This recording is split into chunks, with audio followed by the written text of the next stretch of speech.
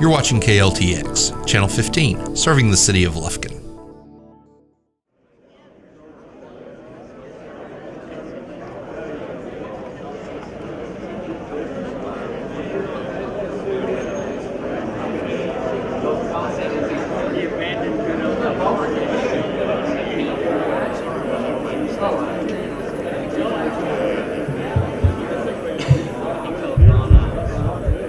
Good morning, everyone. I'd like for you to take your seats, please, if you could. We'll get started. Please take your seats.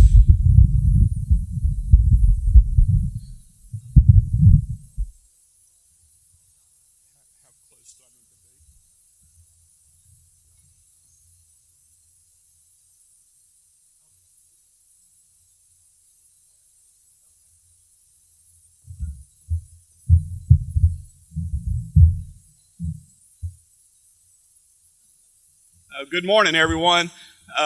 We've had a couple of little snafus, so we're starting a few minutes late. Right now, I'm waiting on my right-hand man, or lady, Nancy Wyndham. She stayed up all night last night. We had a little disaster. Can we turn the mic up a little bit, Jeremiah? Okay, let me just pick it up here. Is that better? Okay, thank you. We had a little snafu last night, so we're starting a few minutes late. For those that don't know, there was a flood next door, and we're very fortunate that the water didn't get in here. So Nancy actually worked all night. She's getting ready. She'll be up here in a few minutes. Also, just found out that we had a fire here in Lufkin, and our posting the guard's not going to take place, but we have a Vietnam veteran who'll say our pledge when I call him up. But thank you for being here. I know there's quite a few people not here yet, and they'll fill in all day long. But first, my name's Don Isles, and I'm the chairman of the board for the Texas Forest Country Partnership. And my real job is I work for Sabine River Authority of Texas, and very proud to be a part of that organization. I do want to first off thank our sponsors. We have a great group of sponsors, and they'll be filling in here. Our keynote sponsor is Georgia Pacific, and you'll hear a lot about them very shortly. The CEO of Georgia Pacific is Christian Fisher, and he'll be your speaker. I've yet to meet the man, but I'm anxious to. Southside Bank's a longtime partner of Texas Forest Country Partnership, and we're very proud of Southside Bank, Jay Shands, and Jay will be presenting our Silver Bucket Award today. Our good friends at Alabama Coshada Tribe of Texas, Christy, where you at? Christy Sullivan works for the tribe. She's also the vice chair of the Texas Forest Country Partnership, and will be filling my boots come next year. So congratulations, Christy. Nita Batiste with the tribe will be here in a little while. Angelina and Nature's River Authority, Kelly Holcomb, thank you for allowing Jeremiah back here to take care of the mic. So if we lose power or something, we're going to blame him, okay? Angelina College, Dr. Mike Simon. I spoke to Dr. Simon earlier. That's Larry Kane is also, we need to keep him in our prayers for our speedy recovery. He had a little accident, and Larry's not here today, but he's also on our board. CHI St. Luke's, that's Dr. Sid Roberts. DP's Texas Council of Governments, and I don't know about, most of you all know Lonnie Hunt, but Lonnie came down sick yesterday, so when things happen in threes, that's kind of it, because Lonnie was going to moderate our roundtable discussion, and now that's fallen on me, so I apologize before that event happens. Let's see, Crockett Economic and Industrial Development Corporation, that's James Gentry. James is a great friend and a board member for the Forest Country Partnership. Jasper Economic Development, that's Eddie Hopkins is here, and Eddie may fill in a little gap for us, and thank you for that, because Lonnie was going to speak about broadband. So as I said, we've had to deal with a few little minor issues, but we're going to get through it. Lufkin Economic Development Corporation, of course, that's Bob Sanford. Mayor Bob Brown will be here to give an introduction, and Keith Wright, city manager. I've known Keith a long time. My former life, I was a city manager, and he has a hard job. Of course, Sabine River Authority, we have a board member here. I think Tom Bell is here, one of the great friends of mine in Sabine County. We have a division administrator and myself. division manager and assistant division manager, and then our 2 assistant general managers, Ann Galassi and Travis Williams. So we appreciate y'all being here. Thank you. Thank you for the support. Trinity River Authority, that's Amy Stelter. As you can see, our river authorities are really big partners in East Texas, and we do a great job and kind of fly under the radar a little bit, I've learned in public life, but we have such a great resource in water in East Texas that the river authorities play a big role in taking care of our resource. And then we have Sterling Lumber Company as another gold sponsor, and we appreciate them. I got to go on a tour of their business, and Governor Abbott was there and for a ribbon cutting, and Sterling is going to be major player in our economy from a timber and lumber perspective, and that's Guy Gustafson, and I want to thank Janice Tidwell for organizing Sterling's participation. Our silver sponsors are actually in Rhodey, Bank Corps South, Center Economic Development Corporation, Houston County Electric Cooperative, Encore, the Texas Forestry Association, in Bank Corps South, and we have numerous table sponsors, and we thank you all for that. We also have, and we'll get through this pretty quickly, but we have some booths set up in the back, and I want to thank the Texas Forest Trails, Texas Department of Agriculture, Texas Workforce Commission, Angelina College, Stephen F. Austin, the U.S. Census, and DECCOG to set up some exhibits. But I especially want to thank our game wardens back here in the back who have a table set up. That's Randy Stovall and Mr. Collins, I believe. Just met both of them today, but our game wardens and law enforcement, I want to thank you because in East Texas, we still appreciate what you do. Your service to us and your dedication and time away from your family means everything to us in East Texas, and we're proud of your service.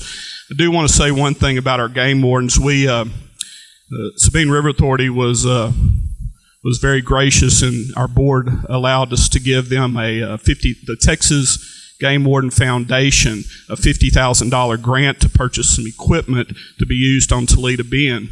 And we had a big presentation night and presented that check, and we had 13 game wardens in the room. And I told one of my friends, I said, boy, I'm glad those East Texas residents that hunt at night don't know that the game wardens are here. There wouldn't have been a deer left for this season. So our sponsors and exhibitors, thank you very much. This event wouldn't be possible without you. And also, I've been stalling, waiting for Nancy to show up. Nancy worked all night last night because of the few little problems. And if you don't know Nancy Wyndham, you'll know her very quickly. She's our Chief Executive Officer for the Forest Country Partnership. And she does a fantastic job. We're very fortunate to have professional leadership in our organization. Nancy brings an economic development perspective to our region, is a resource for our smaller communities, and that's what we strive to do each and every day, is to be a good partner for the region. At this time, we will have our opening prayer, and we'll bless the lunch at the same time. So if my good friend, County Judge Doug Page from Trinity County, would come up and offer a prayer.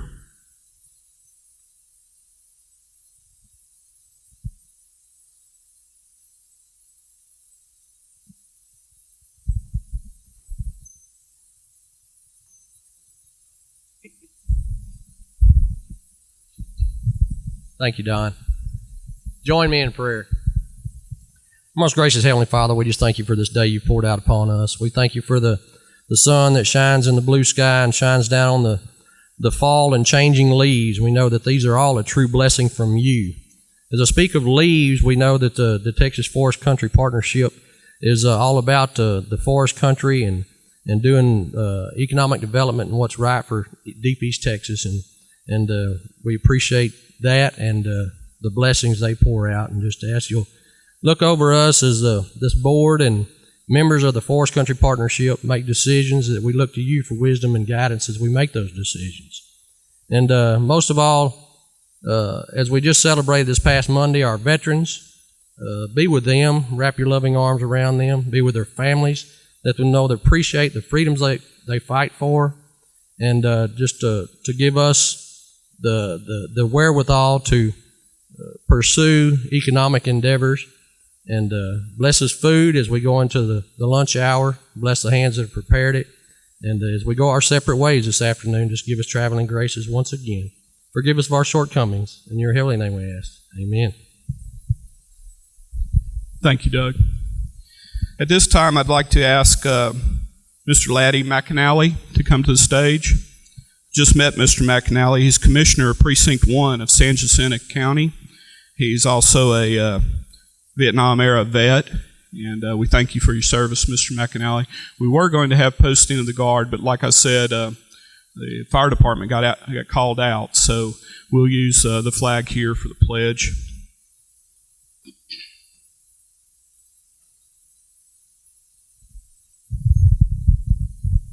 Thank you for your service, sir. Let us all stand. We'll say the pledge. I pledge allegiance to the flag, United States of America, and to the republic for which it stands, one nation, under God, indivisible, with liberty and justice for all. Texas flag.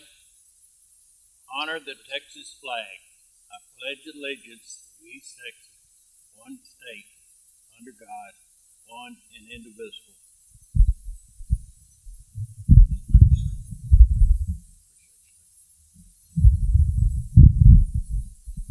And now I'll have Miss Debbie Tompkins sing our national anthem.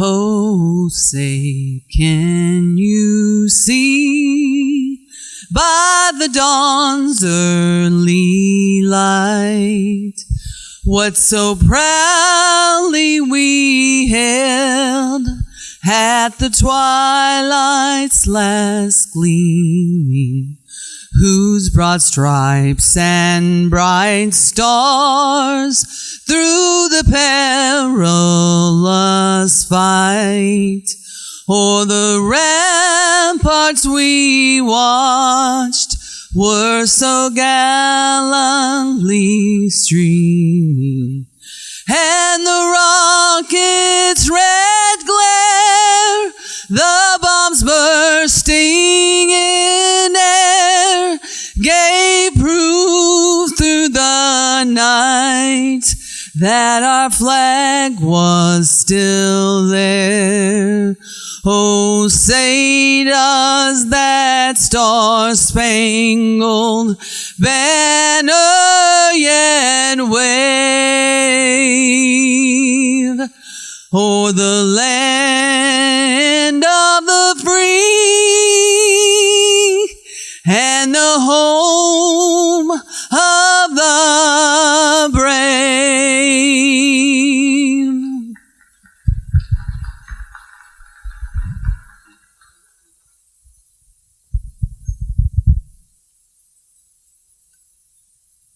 And now I'd like to ask the Honorable Bob Brown to come up and give a welcome in the city of Lufkin.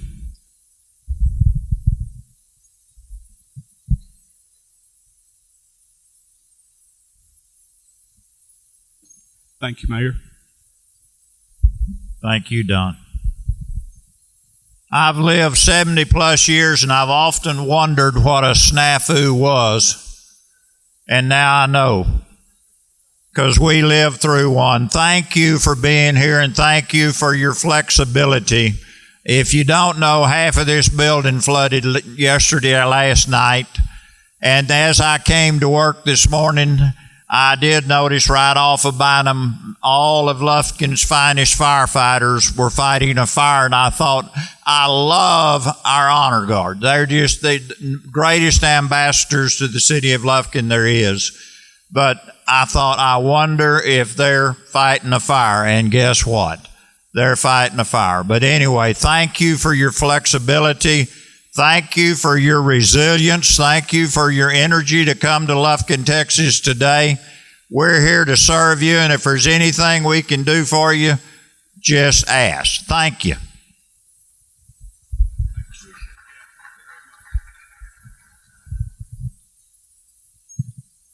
We'll keep those firefighters in our prayers, Mayor Brown.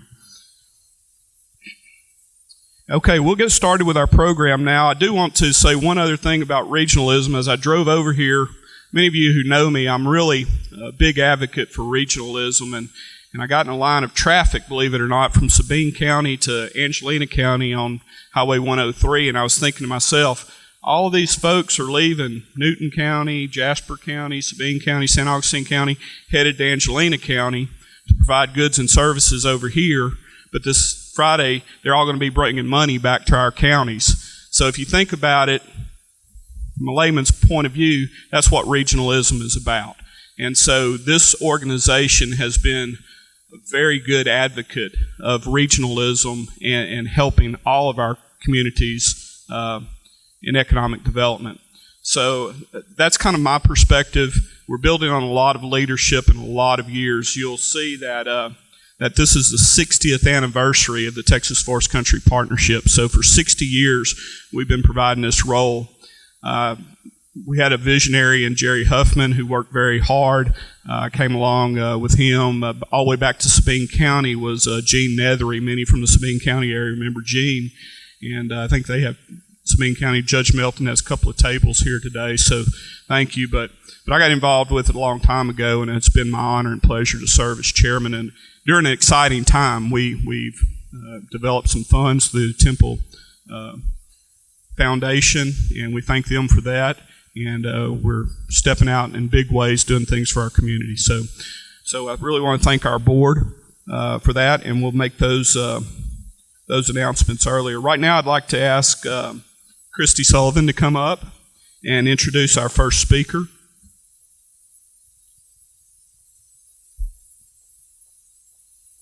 And believe it or not, we're on time.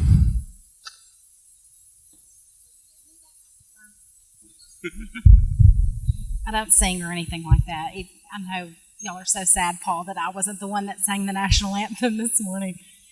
Well, good morning to you all, and thank you all for being here. I'm honored to be able to introduce our next guest speakers to you guys. They are from the East Texas Manufacturing Alliance. I'm going to put my glasses on. Just celebrated an anniversary of my 29th birthday. Something happened to my eyeballs. A couple of years ago, the TLL Temple Foundation initiated research into manufacturing in rural East Texas and started the Alliance. The Texas Forest Country Partnership is honored to be able to, and fortunate that the Alliance aligned with our Stronger Economies Together program. Can you hear me now? I'm so sorry. And together, the plan, and we're proud to support that endeavor. So two integral parts of the East Texas Manufacturing Alliance are Tim Stacy and Stacy Hodges. Are y'all here? Okay. So to kind of just tell you a little bit about them, Stacy Hodges is the executive director of our Junior Achievement. She became involved with Manufacturing Alliance in May of 2018 while she was working as the director of membership for the Lufkin Angelina Chamber of Commerce. She works with manufacturers and supporters, partners to move the Alliance's agenda forward. Stacy has a Bachelor of Arts in International Studies with a business focus and a minor in economics from Texas State University. She has worked in advertising and marketing roles since moving back to Lufkin from college. Stacy is a graduate from Leadership Lufkin Class 37 and loves to get involved in her community by volunteering. Stacy is married to Seth, and they have twin daughters, Adeline and Ashlyn. Bless your heart. Tim Stacy is also our guest speaker, and many of you may already know Tim. He worked for Lufkin Industries for 37 years in various capacities, both domestic and international, with his last role as general manager for Power Transmissions North America. Tim has taken on a new role as the operations manager for a new company to Angelina County, Twin Disc, which is opening a new location here in Lufkin from Wisconsin. Gosh. They're currently building a new factory right outside of town. He has been on the board at Angelina College for the last 6 years and is the current champion of the East Texas Manufacturing Alliance. Stacy and Tim, thank you for joining us today to speak with this crowd. And without further ado, I'm going to turn it over to Tim and Stacy.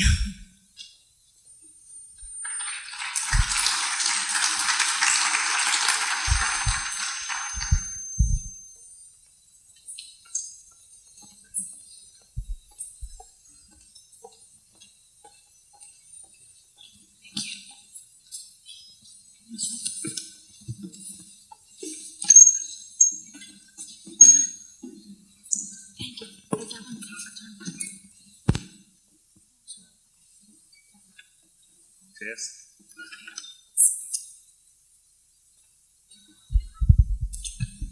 Hello, hello. Can y'all hear me? Everybody good in the back? All right. I forgot to mention in the comments that I'm from SFA, so Axum Jacks, great school. I didn't realize that it would be so confusing. My name being Tim Stacy and Stacy Hodges. It's a good thing we're not married because she'd be Stacy and that Seth's here, so that's her husband. So everything's on the up and up there. How many manufacturers do we have in the room? 2. All right. The rest of you folks are support partners, and we absolutely appreciate what you're doing for us, and that's what we wanted to talk about today. As Christy mentioned, the TLL Temple Foundation was instrumental in hiring a consultant. It's a group called Next Generation Sector Partnerships, and they have presence nationally in many partnerships that they've helped establish. And what they're doing for manufacturing is bringing support partners like yourself with manufacturers together to make sure the future workforce that we develop is going to meet the needs of the manufacturers in those regions. I've had the pleasure to go to Austin and Oregon, different places. I think you went to Chicago to meet with these people, and they're all just like us. And there's a lot of support partners at these meetings and just trying to figure out how to navigate these partnerships. And we call ours the East Texas Manufacturing Alliance. Rufus Duncan and Bill Elliott from Nacogdoches and Lufkin, here respectively, were very instrumental initially in helping lead out and kind of recruit some of us manufacturers to get involved. You know, we're always very busy trying to ship product, and to get involved in something, it really has to be important. And so that's what we are here for, because this is very important. The first meeting we had was back in February of 2018 that I was aware of at the Fredonia Hotel. And it was kind of interesting because they had all of us grease monkey manufacturers sitting in the middle of the room, and all the support partners were on the outside of the room. And I thought, this is awkward. And but it was designed because they said, look, we really want to hear from you. We want to know what's needed. Basically, you are our customers. And so what, as our customers, do you need from us? And so we did a lot of brainstorming, and we came up with 3 major initiatives that we feel like we need to focus on as a group. Where are they here? Just make sure. Okay. Workforce development, both for our existing workforce and the future workforce. Recruitment and retention. You know, it's hard sometimes to keep these young folks in this area, so we've got to do some things to make it exciting to be in East Texas. I personally think it's fabulous to live here. I came from Houston back a while ago, and it's a wonderful place to raise a family, and we just have to get that message out together. And so manufacturers would appreciate that. And the last thing is business-to-business networking. You know, we don't even know the different manufacturers in our region and what they do and how we could leverage one another's capabilities. And so that's a very powerful thing. So we'll talk about that a little bit here in a minute. But anyway, the people that the people, the organizations that have really helped us out as a manufacturing alliance are our chambers of commerce, both in Lufkin and Nacogdoches, the economic development groups in both places. Workforce Solutions, been at nearly every meeting, very key component for us. All the educators, I can't tell you the involvement just with the superintendents coming to our meetings and wanting to help out. That's fabulous. We have SFA and Angelina College that are there at every meeting wanting to help out and design curriculums that will meet the manufacturer's needs, so that's great. And then we have other organizations like Junior Achievement that is already in the school systems, and so we can get that message out, about manufacturing.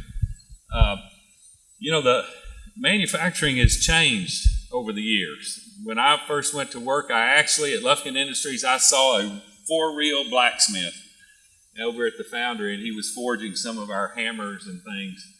And, that's kind of what people think about manufacturing. But just across the street here, down the railroad tracks, Lufkin Industries, they have multi-million-dollar machines holding tolerances in the 1/10 of a 1,000th of an inch. So you take a human hair and divide it by 30, that's 1/10. And Don, your son Danny designs those things, and when you have to make it, it's kind of hard. It's easy to put it on paper, 3/10 of a 1,000th, but you try to make something like that. Danny's a great guy. But anyway, so there's some really cool things about manufacturing that we just haven't told people. And the really cool thing is kids coming out of school that like to work with their hands, they're in the STEM programs, they can come to work and actually get their education funded by those companies. They don't have to go into huge debt to get their schooling. If they'll come out, some people take the path of going to Angelina College for 2 years, getting a trade behind them, and then moving on to a 4-year school. But if that's not their bag, they come on to work and they start getting benefits, and we have some great wages around the region. So that's what we're trying to do, is make manufacturing exciting, and we're able to leverage this national partnership, these consultants, and all the things that other people are doing. They're really willing to share that with us. So we see videos. We'll talk about some of the activities we've got here in just a minute, Manufacturing Day, things like that. But we don't have to reinvent the wheel. A lot of these partnerships are 5-6 years old, so we're able to leverage a lot of what they've already done. So that helps us a lot because we don't have a lot of time. I've been spending about 80% of my time in Wisconsin, and when Rufus and Bill got the thing kicked off, somebody, I don't know how it happened, but recruited me to lead the group, and then I go to Wisconsin. So it's been a challenge to do that. But anyway, so it started out as the Angelina and Nacogdoches Manufacturing Council. And I got to talking with Nancy. She took me to Austin. We got to talk to the state workforce development groups and really see how things work. And it became very clear to me that Lufkin Nacogdoches Manufacturing Council was too small. And really, if we could kind of mirror what's going on with this 12-county region, that would have a lot more clout. And so that's what we decided to do. We're aligned with the same counties that Nancy has in the Forest Country area. And so, for manufacturers, we don't care if we have to go across a river or 2 rivers or 3 rivers. Suppliers are suppliers. We don't have any agendas, this county versus that county. We like to work together. And so I think that's also helping our partners to collaborate. I've seen some very good collaboration, very good support from our partners. And as I mentioned, our top initiatives: workforce development, recruitment and retention, and business-to-business networking. I wanted to give you just a couple examples real quick of the business-to-business networking. We've started our own website. Bill Elliott's team at Elliott Electric set it up for us, which we really appreciate. We don't have any money, and we're not funded by anybody. We're just kind of getting together and doing stuff. And so they helped us out with that. But again, just knowing who's in the area, You know, I was involved with Lufkin Industries for 37 years, and everybody knows the cycles, Bob, that we've gone through. And the most recent was when General Electric bought us and decided to send all of our pumping units to China. Brilliant move, by the way. But that meant of our 1,800 people in the county, we lost 1,500. And had I been involved in this, had we started the Manufacturing Alliance, say 2 years earlier or something, we probably could have saved a lot of the jobs in our area just by the networking, by saying, hey, I've got 5 engineers that are really good at this. Does anybody need somebody? And you may have hands pop up. You see what I'm saying? So it's not just about growth and growing our economies. It's also about saving the jobs and leveraging one another's skill sets. Right now, PID Services is allowing us to stay in a little warehouse with an office space while we're building our plant out on the loop, out on 103.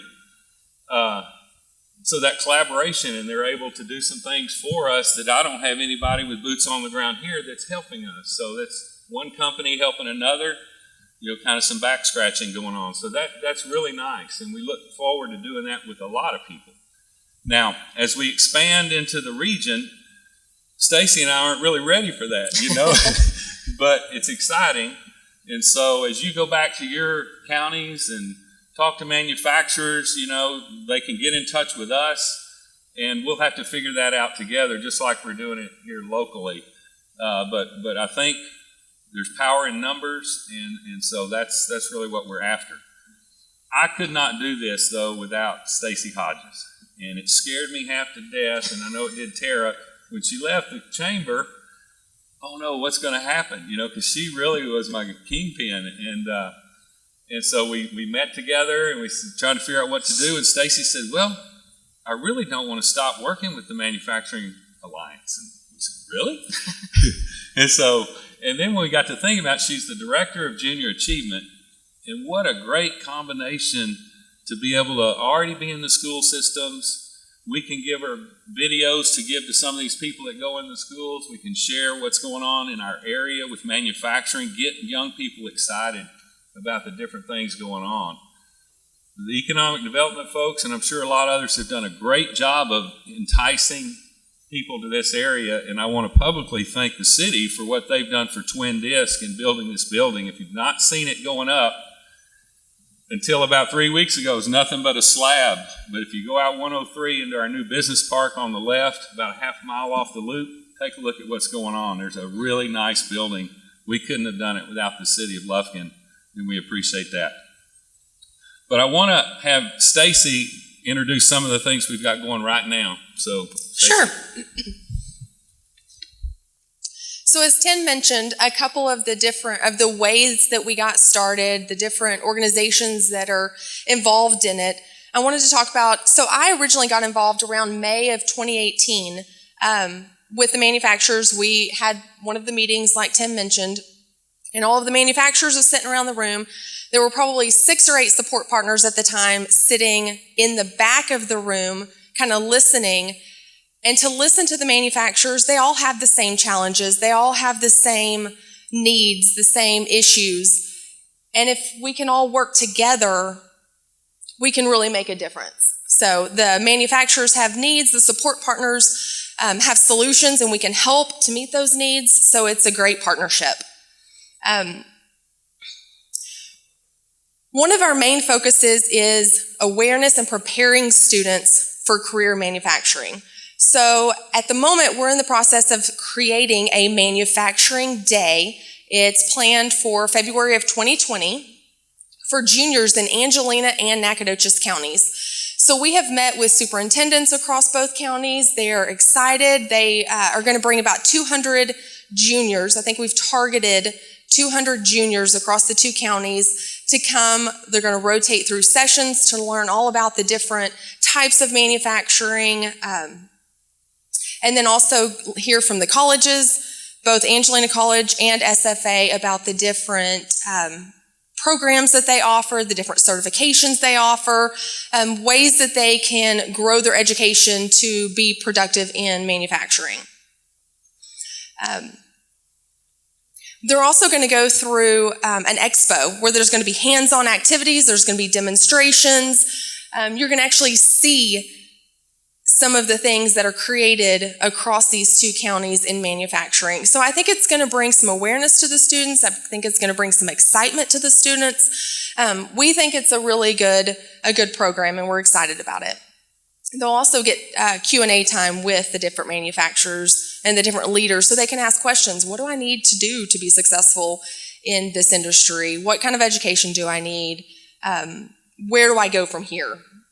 So the other initiative that we're focusing on is growing the current manufacturing employees. So listening to manufacturers, there's skilled workers in the manufacturing plants, and then there's also management positions. But at the moment, we don't have a good way of taking those skilled workers and growing them to higher level positions in the company. So we are working with Angelina College and SFA to put together a program designed by the manufacturers with their needs, what they need for these management positions, for a supervisor training.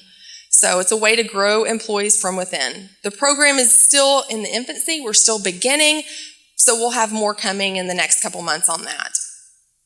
So we've basically built a plan, a workforce continuum. So how do we take current students, grow them through awareness, such as in-class presentations, career exploration, manufacturing day. Eventually we'll have plant tours, career preparation.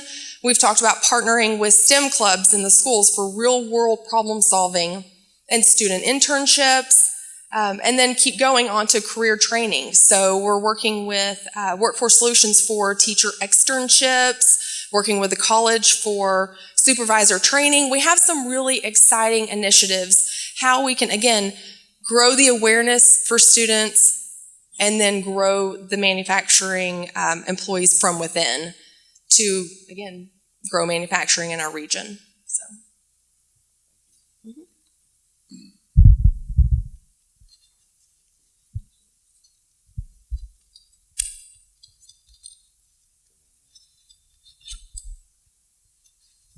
So to wrap this thing up, why are we doing this really? You know, what's the big picture of the East Texas Manufacturing Alliance? I put down 4 things real quickly. One is we want to develop a manufacturing powerhouse like we had 30 years ago, 40 years ago. We had some unbelievable leaders going back to the first of the century that had vision, and we developed an East Texas manufacturing powerhouse, and we lost that over the years. And I would love to be sitting on my porch one day rocking, looking at what we've done to get it back. And so obviously, you economic development folks perk up when you hear that. Chambers of Commerce, you know, everybody's into that. I mean, we all have the same goal, but we want to make this, like it was, a manufacturing powerhouse so our state and the U.S. say, whoa, East Texas, heavy manufacturing. When you think of Germany, you think of quality, you think of manufacturing. We want that for East Texas. We want to establish and sustain meaningful relationships, courses, events between manufacturers and the support partners that will last a long time and will serve our community well. So that's one of the other things. We also want to assist our educators, starting from elementary school all the way through university. You know, I always told my kids when they went to math and algebra, ask the teacher, what am I going to do with this? You know how many teachers probably struggle with explaining that? But you know what? We have the answer to that. So if we can, again, through junior achievement or through other ways, if there's real life problems that we can help with, we can have teachers come to during the summer, Workforce Solutions and others have solutions to this, but let them shadow us to get real life examples for the students and make it real, make it alive. So that's another thing, is really supporting our education system in that way. And then there's one other thing that I want to say in closing. We went to Austin, a group of us went to Austin, and we heard from many other partnerships, and there was this doctor from Hawaii. that stood up and talked. His name was Dr. Ken Tu. I'll never forget his name. And these partnerships are not just manufacturing. They have healthcare partnerships. They have technology partnerships. You know, there's a lot of things like the manufacturing. But he was part of a healthcare partnership in Hawaii. And they got started and all, and they have a huge homeless problem in Hawaii. And this doctor said, you know, nobody's doing anything about this. And he took that on, and his partnership took that on because it becomes a health issue, right? And it's a community issue.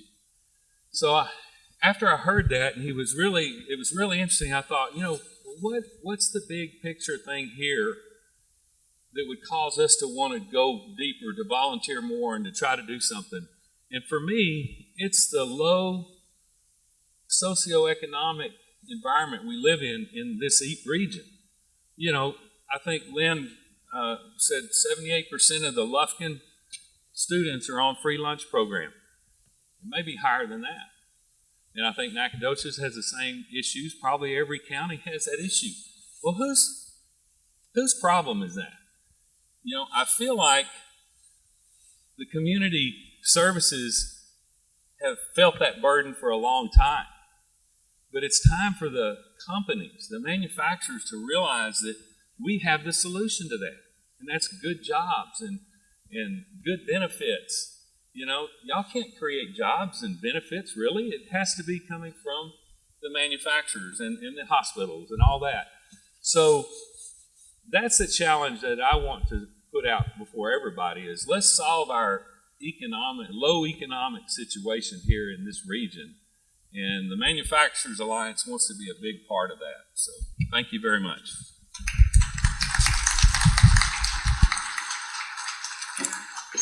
Stay here for just a second. Well, thank you very much, Tim and Stacy. I do want to say, Nancy, could you come up here for just a second? Our goals are so aligned with the Texas Forest Country Partnership and what the Alliance is doing. And you and I spoke a little bit earlier, and thank you for the shout out to my son. I'm very proud of him.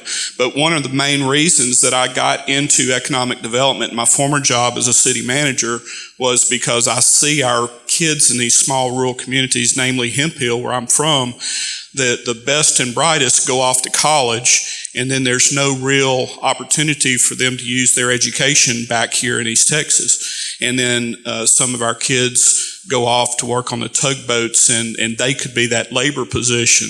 So the big motivation that I had to get involved in economic development was to keep our kids in our communities. And I think we all share that exact same position. But fortunately, because there was an industry, my son, who was recruited all over the country as a mechanical engineer, came to work in Lufkin, Texas, and has become a thriving member of the community here, but he still gets to enjoy the benefits of rural Texas. So as a personal story, that's why we're here, and that's the story of the Texas Forest Country Partnership. So thank you for what y'all are doing, and we have some goals that are really aligned. And Nancy, we have some speaker's gifts for you. These are fantastic wood plaques. Nancy, I understand they're made locally? Yes, they are. It's Byron, I believe he's Rob Hughes' neighbor, right? Byron Smith, did I get that name right? He owns Stains and Grains, and he prepared those for us today. They're made from our local woods, and they're stained and grained, especially for you. Thank you for bringing our speaker today. Appreciate it. Thank you, Nancy. Thank you.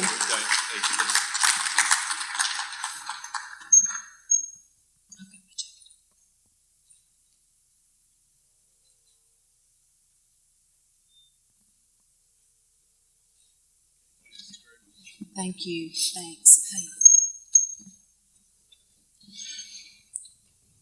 Hey. That was a great presentation, and we hope to great things from the Manufacturing Alliance in the future. Our next speaker, I'd like to ask John Camp, our board member, to come up and introduce Mr. Rick Rhodes.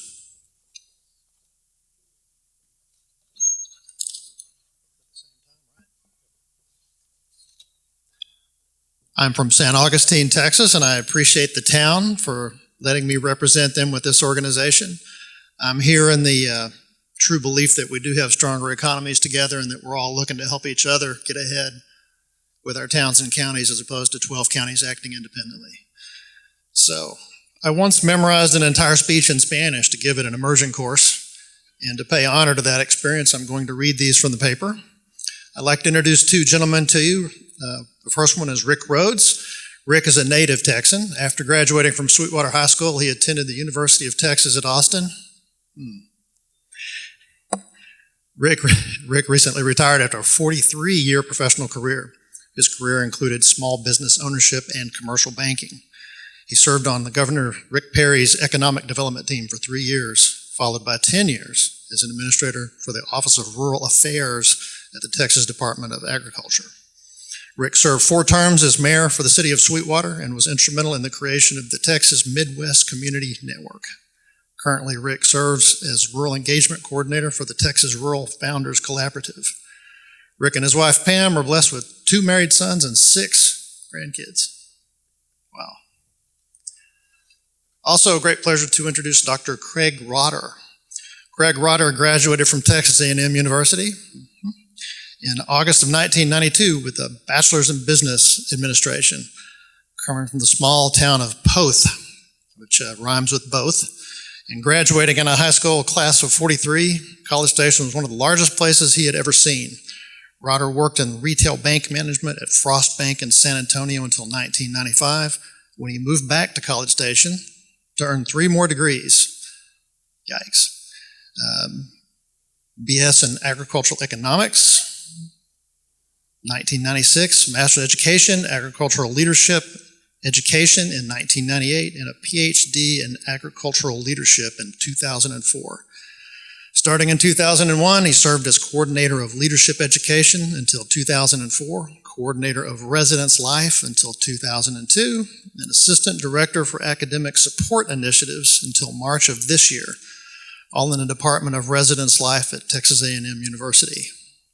In 2005, Rotter returned to teaching leadership education in the Department of Agricultural Leadership Education and Communications through the Leadership Living Learning Community, L3C, an award-winning high-impact learning experience for first-year college students through May of 2018. Rotter taught 80 to 160 students in ALED 202, the introductory course for students seeking a degree in leadership from 2017 through 19. In March of 2018, just last year, Rotter left Student Affairs at Texas A&M University with 17 years in residence life and was named Executive Director of the Texas Rural Leadership Program, the TRLP. Partnership between Texas A&M AgriLife Extension, who we're also familiar with in San Augustine, and University Public Partnership and Outreach, traveling across rural Texas and doing all he can do to build a better future for rural Texans has been the next big journey for the homegrown leadership educator. So welcome.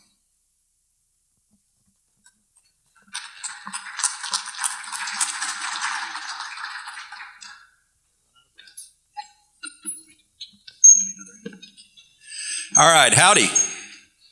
Oh, come on, y'all aren't dead. Howdy.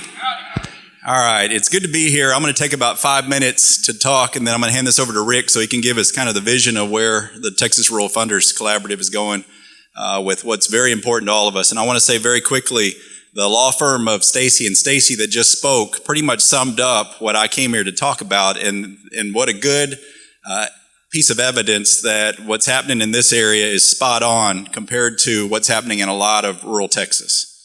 And talking about youth, talking about keeping folks in the area, starting early, reminding people that it's important to live and thrive in rural Texas. And what keeps me up at night is really thinking through, we're going to celebrate the 200th anniversary, right?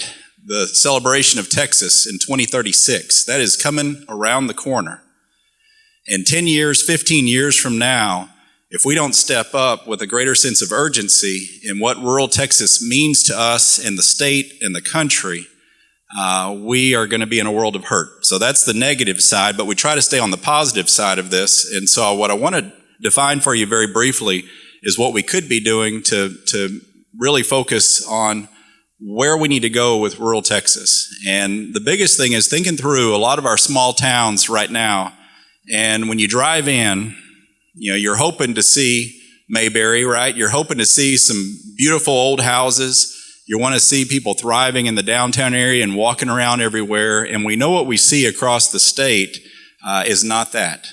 Again, a negative point. But in 15 years, if we raise that sense of urgency with where we want to go with leadership, we can make a difference and turn that around pretty quickly. And youth is where to start in thinking through how many of us were told when we were at a place where we were receiving a high school diploma, you need to get out of this town, you need to go off and do something and make something out of your life. Who's heard that message before? Now, who told you you need to stay here, you need to figure out how to make a living here, and it is a good and healthy life in whatever your small town is? Who heard that message? And what are we telling our youth today in terms of the importance of and the health that can come from staying in a place where your neighbor isn't this close to you, right? And where you can actually live a pretty healthy life by being rural. There is nothing wrong with being rural and developing leaders with the mindset that we can make things happen in ways they've not happened in 30, 40, 50 years is possible. Think about grandparents and great-grandparents and where they were when they came in and the houses they built, right? And a lot of our small towns have houses that were built in the 50s and the 60s, right? But look at them today and think about where they got the wood for those houses. Think about how they bartered and scrimped and saved, and it may not have been the biggest house, but it was a nice house no matter what size it was, and there was a lot of love there, and people lived with a lot less, but they thrived in small towns. What would it take for us to get a mindset going across the state of Texas where leadership can make that happen in the next 10 to 15 years?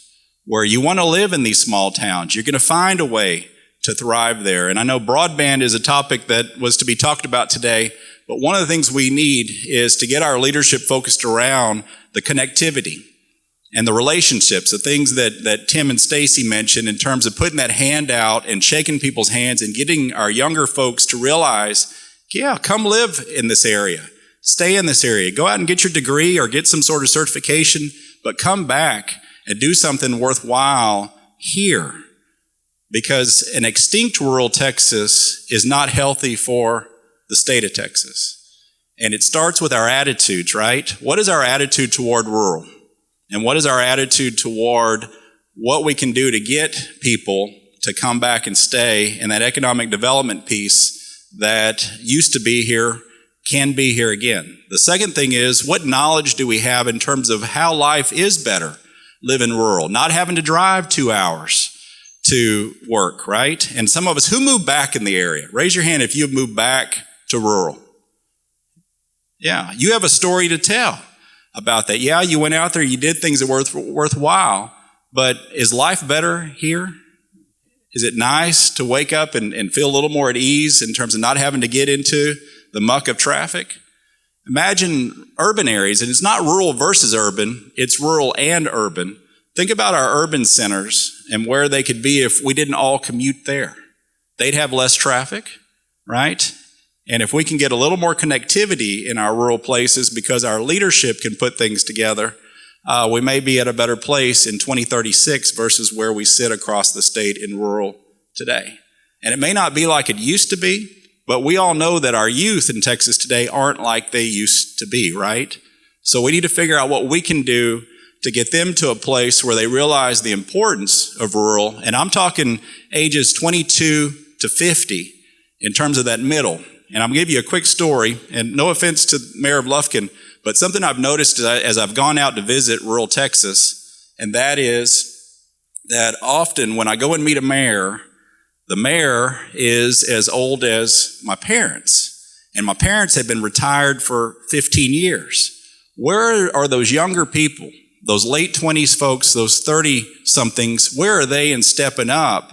Because in days of yore, in rural Texas, a lot of the folks that were active and engaged in our small towns were in that age group.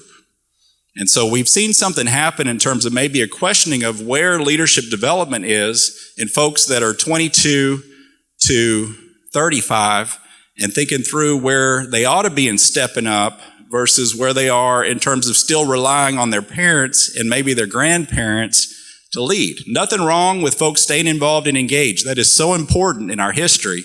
But we need to think about how we can develop young folks to be energized, engaged, and want to be involved in our rural places so that by 2036 we see a shift in that where maybe we have folks moving back at a larger level. We don't want everybody coming, right? But we do want it to be a bit more than what it is so that when people come into our downtowns on a weekend, right, and they look around, there are things to do. There are people that we want to see because we've kept those relationships alive. And the best way to make this happen is to really critically analyze and think. And this is what I heard from the two people that just spoke before I came up here, is that that's happening in this area. Can you share what was just said in 15 minutes? Could you share that story across the state and make our work in trying to develop leaders in these rural places to sit and try to figure out what we can do to improve life in these places? Can you share that story so people can look out here in East Texas and say, wow, how are they doing that? Because the message that was just shared in 15 minutes was the message I was going to share this morning in 6 minutes. And that's living it as opposed to just talking about it. And that is extremely powerful. So y'all have something going in terms of the talk y'all have, the questions you're asking, the foundations in the industry that are funding y'all talking about this, but guess what? You're doing something about it, and that's leadership. So I'm going to turn it over to Rick real quickly. And again, I'm with the Texas Rural Leadership Program, one of the practitioners that's involved with the Texas Rural Funders Collaborative. Very happy to be with that. And TLL Temple Foundation is also involved in that. Y'all know Rick, some of you do, and I want to say that he's been an inspiration in terms of looking at, and we've had a few good discussions about where we want to go with this. So here's Rick Rhodes. Good. Thank you, Craig. Appreciate it. So refreshing to be around Craig. He has such a heart for leadership, and thank you, Craig. The work that he does with leaders in the rural areas is so important. You need to connect up with him, and because we all know that everyone wins. Everyone wins when a leader gets better. And that's what he's trying to do, is try to identify the leaders and try to help them do that. I have a 7-year-old grandson, and I was with him not long ago, and I said, John, I said, come out here in my car. I've got a secret compartment in my car. So John came out there, and he sat in the front seat of my car, and I drive a Chevy Tahoe, and those of you who drive Chevy Tahoe know in the dash, if you punch a button in the middle, this deal goes up, and there's a secret, and there's a compartment in there where you can put CDs, or you can put whatever you want to in there. So he was in the front seat, so I pushed that button, and then it went up. And he saw that compartment in there, and he looked at me, and he says, does Mimi know about that? So I've got an opportunity today to tell you something about that you don't know about at this point, and that's the Texas Rural Funders Collaborative. Nancy Wyndham has been involved with us from day one. One of the things that we did when we put this together is get the rural leaders across the state to come together and to help us. And Nancy's one of my all-time favorite people, and that's why I'm here today, because I wanted to come and support her event and let you know what we've got going on. And Lonnie Hunt's been very instrumental in helping us get this going. The TLL Temple Foundation, Wynn Rossler, they're one of the founders of it. About 2 years ago, a group of 12 foundations got together and said, we realize that the majority of our awards, a lot of what we're doing, have been going to the urban areas. And we want to do more to help the rural areas. And so they launched a program right then to kind of say, let's start exploring how we can help the rural areas of the state. Last year in November, they partnered with the Texas Tribune and had a rural symposium in Texas A&M University, and it was a huge success. We had about 450 people on site. They were able to live stream it to rural communities all across the state. We had about another 2,500 people that watched the live stream across the state. Had a lot of subject matter experts on rural issues. We had legislative panels, and it really got us off to a great, great start. That was going right into the legislative session. We work closely with your legislators in this area, Representative Ashby, Senator Nichols, Representative White, Patty, all your representatives in this area. They were great champions for rural issues during this last session. We saw some good headway, because that's one of the goals that we have, is try to raise the voice, to try to get a stronger seat at the table to be sure that rural issues are brought to the forefront in the Texas decision makers. So one of the major projects that we've identified to work on going forward is broadband. The foundation's put some funding together, and they've created Connected Texas, and it's going to be a 3-year initiative to get very accurate mapping to determine exactly where we are with broadband coverage in the state, because as we all know, broadband is the lifeline for rural Texas.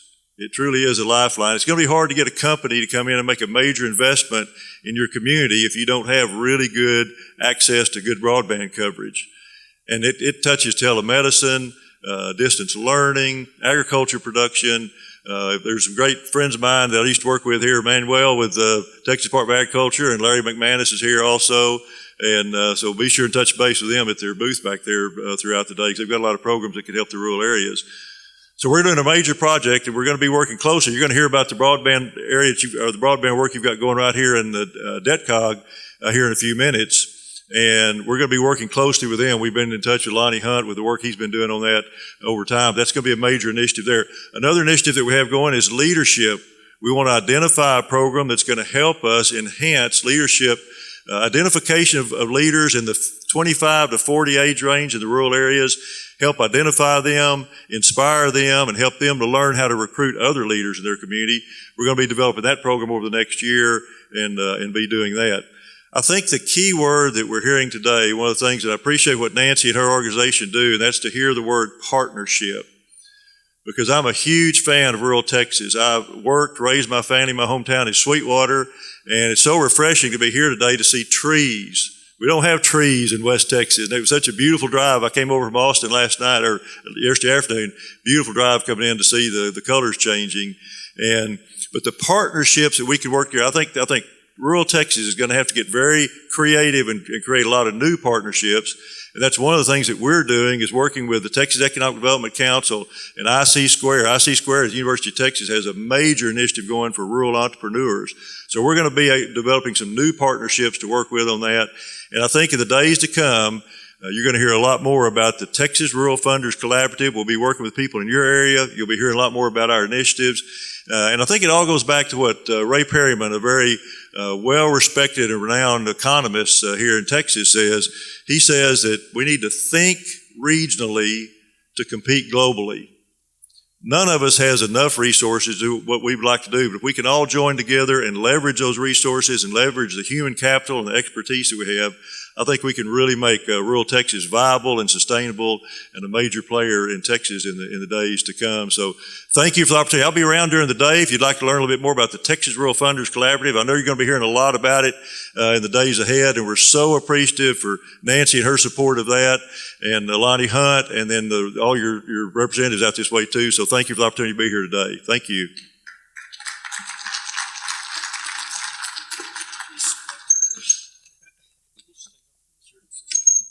Rick, could you come back up, please? Craig, I'm sorry.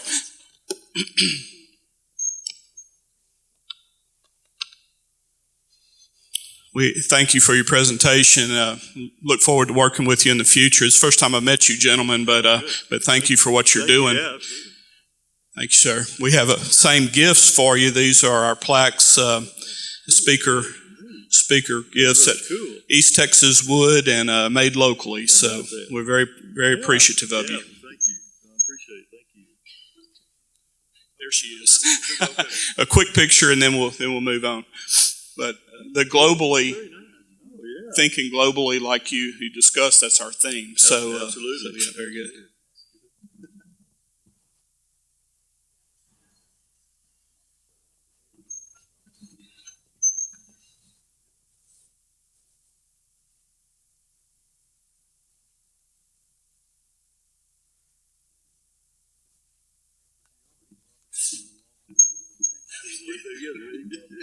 A Longhorn and Aggie, and they did get along, so.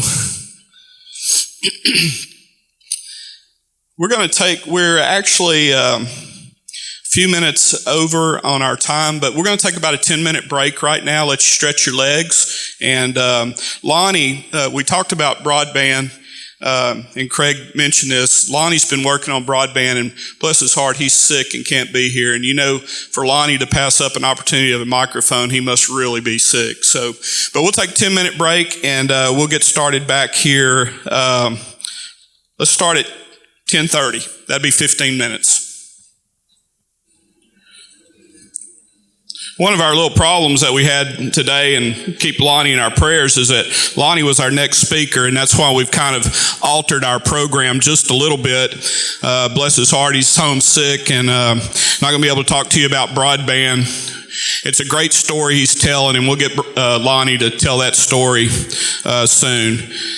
But also, Lonnie was going to moderate our legislative panel. We're very fortunate to have all of our state legislators and Senator Nichols here in a little while. And we have some questions for them, but you're welcome to participate. We have some cards that you can fill out with a question for our legislators. They're out at the front desk, and I'd appreciate your input, any questions that you'd like to have our representatives or Senator Nichols answer. So please feel free to pick up one of those cards. You'll have time during lunch to get a card and get it filled out and provide me with questions that you'd like asked of our representatives. Right now, though, I've got a little fill-in speaker. Eddie, could you come up here for just a second? Eddie Hopkins with Jasper Economic Development Corporation has a great story he's going to share with us. Thank you, Don. Before, collaboration's been a big word this morning, and partnerships, and I just want to share with you something that's happening in Jasper right now. It's called the Deep East Texas College and Career Alliance. 6 school districts around Jasper have come together, and they're going to bring their dual credit kids to our higher ed facility in Jasper. We've partnered with Lamar Institute of Technology and Stephen F. Austin. And so you talk about collaboration when you can get 6 school districts together, all those superintendents, and I saw the broader superintendent this morning, a friend of mine, and you know, you get those people on the same page and know how important training is, and especially from a career standpoint. We know that in East Texas, I heard a stat a while ago that Lufkin's student population may be 78% free and reduced lunch. Jasper's about 83%. And so you think about the districts in rural East Texas that really struggle economically and financially, and to bring those kids, they actually are busing the kids to Jasper, and the bus driver sits as a proctor in the classroom and helps in that. But so that's one little piece. But I'm not here to talk about our new alliance. I want to share with you something that happened in Jasper. I guess the process started in October of 17. We got a text or an email from a company that wanted to possibly relocate to our area. And this company, I actually thought it was a scam. Our city manager called and said, hey, you may want to follow up on this lead. So I immediately emailed the guy that had emailed her. And I mean, within 5 minutes, I get a reply back. And I'm thinking, well, maybe this isn't a scam. You know, economic developers are a little skeptical because we're all competing against each other, even those among the partnership sometimes. But so I emailed the guy back, and we started a dialogue. And that led to phone calls. It led to some personal visits. But one of the things that I found immediately with this company was their whole goal is to revitalize rural America. And the way they want to do that is by putting their company in a downtown setting. We had a building, actually the DEDCOG building is available, and so we were real excited about possibly putting them in that building since DEDCOG's coming to Lufkin. But they wanted to be downtown. So that creates challenges in some of our rural East Texas cities because a lot of downtown areas are not really business friendly, and in some cases for a business that's going to have 200 to 300 employees. So my board is chaired by a good friend of most of these Southside folks, a guy named Danny Walker. He's my board president, and my mayor is also a former advisory board member for Southside or First Bank and Trust, a guy named Gary Gatlin. So I knew real quick that we needed to really get together on our focus about recruiting this company. another thing that the president of the company really stressed to me was, Eddie, we're looking for communities that like each other. And I didn't know what that meant at first. He says, you don't know how many cities we go to where economic development and the city council or the city forefathers are at odds with each other. And I can't imagine that happening, but it does happen. And so I saw early on that this was going to be a challenge. And in another conversation, and it's been over 20 years ago, but there was a very tragic event that happened in Jasper in June of 1998. And we've had to live through that. And it came up in one of our conversations, and he wanted to know what we were doing to take care of that situation.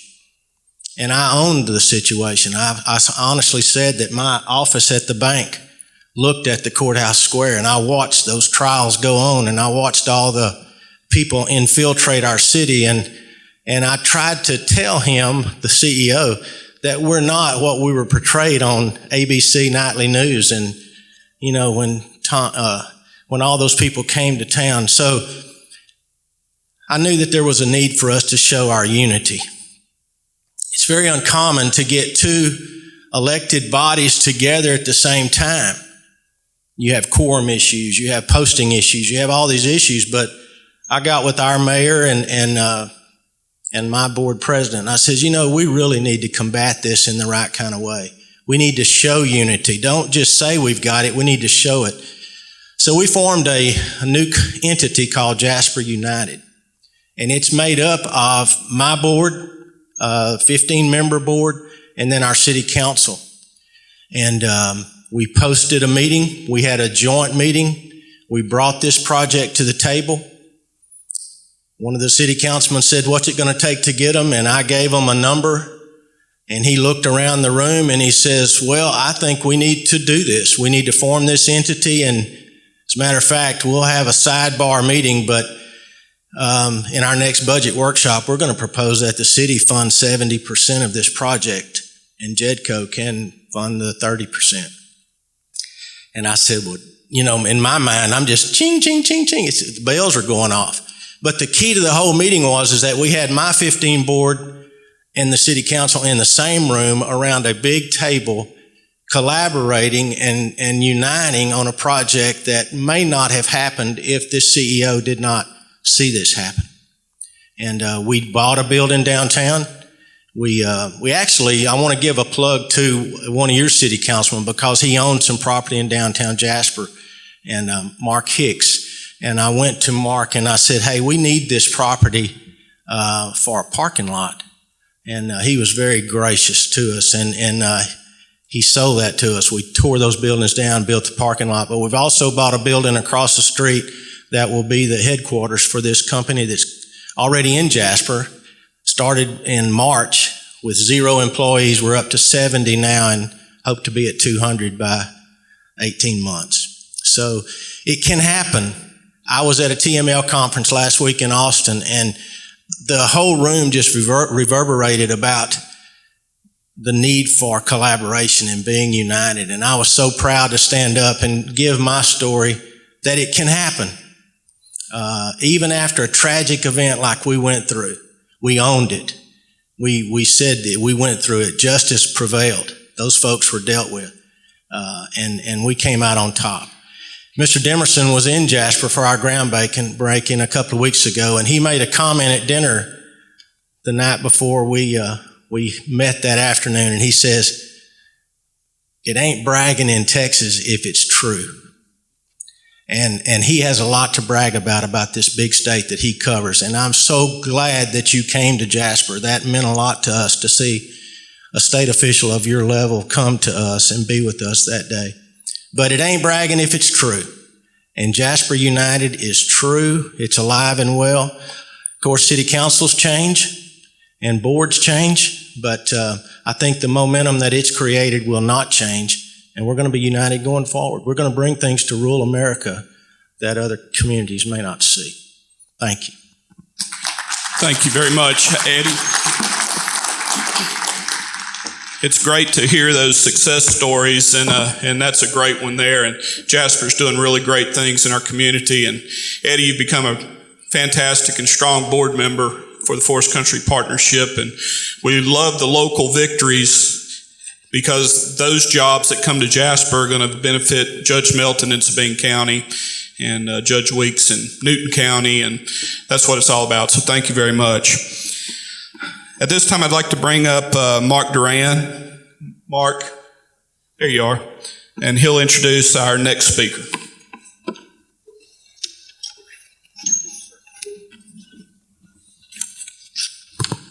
Good morning.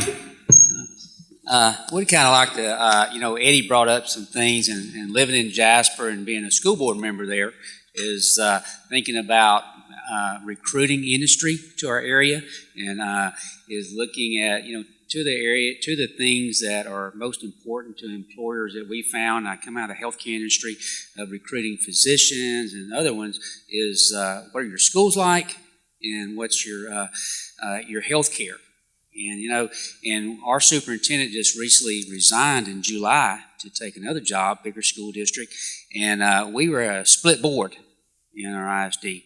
And, and we got to looking back at what happened when we recruited the previous superintendent. He actually came in and started asking questions about our community. And, he said that one of the real estate agents there said, well, if you're gonna come to Jasper, don't live in Jasper. Live in one of the surrounding communities. And I know Eddie, who serves on my workforce board, he and I discussed that. And so we, as a school board, we said we've got to get unified in things. And I'm proud to say we've had unanimous votes, all except for one since then. But as industries are coming in, people are coming into your communities, they're looking, are you unified as a group? And that's why I'm proud to say, as the executive director for Workforce Solutions, I have a 29 board that represent the 12 county. And one of the things that they have done is said, we've got to get employer engagement, because that is who supports the economy of Deep East Texas. And even one of my goals that they put on is to become more employer initiative. Being a member of like the East Texas Alliance or Manufacturing Alliance, and I listened to Tim and Stacy talk, and it was so good to hear Workforce Solutions, the partnership, how we're tied together and things like that, because we're here to support you. And and I look, and I was telling Commissioner Demerson, several of the county judges that are here, my workforce boards that are here, and the engagement that they've gotten now in the support and how they know that we've got to grow Deep East Texas. So I appreciate that, and then I think about Mayor Brown is just the support that he provides on that. But I'm very honored to introduce Aaron Demerson, who serves as the commissioner representing employers for the Texas Workforce Commission. Governor Abbott appointed him to the 3-member commission on August 20th, 2019. In his role, Commissioner Demerson serves as an advocate for over 555,000 Texas employers and over 2.6 million small businesses. Commissioner Demerson's team is devoted to serving as the first line of resources for all Texas employers. His office provides a variety of tools, including employment law conferences and an employer hotline to help businesses start, grow, and thrive in Texas. Commissioner Demerson is also devoted to supporting the economic development and education that helps advance the skilled workforce that Texas demands. Prior to his appointment, Commissioner Demerson served as the director of the Office of Employer Initiatives at the Texas Workforce Commission. In this position, he provided leadership and direction to engage employers, business organizations, and the economic development community in the ongoing development of a customer-focused, market-driven workforce system. Before Texas Workforce Commission, he was a senior advisor to Governor Rick Perry and the executive director of the Economic Development and Tourism Division in the Office of the Governor, leading a team that marketed the state of Texas as a premier destination for both business and travel. Commissioner Demerson has a BBA in finance from Texas A&M University in Kingsville. He also received a general banking diploma from the American Institute of Banking and is a 1991-92 graduate of Leadership Austin. Please help me in welcoming Commissioner Aaron Demerson.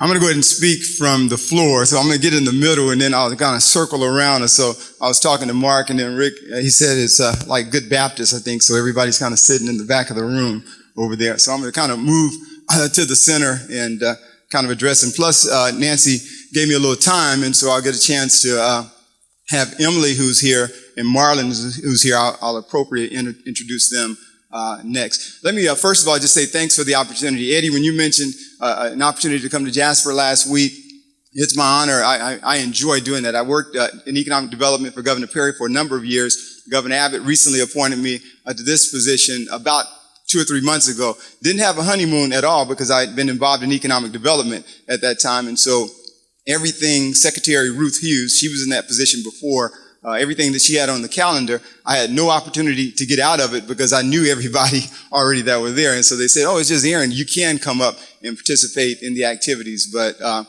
just delighted to be in this position, looking forward to what I can provide in a lot of different areas. Nancy runs this program. She's the CEO. And let me just say thanks to her board for allowing her to do what she does. I've known Nancy for quite some time, and the work that she does day in and day out, what she's done to impact the state of Texas from an economic development standpoint has been short of phenomenal. When we were just getting started in economic development, Governor Perry at that time had given us the green light to take care of business. Nancy was one of the persons that we contacted. She had done some work in Atlanta that had been very successful, and she was able to share a lot of things with us in a big way to make a big difference at the state level. And so just a round of applause for Nancy for all that she's done, and all that she's doing.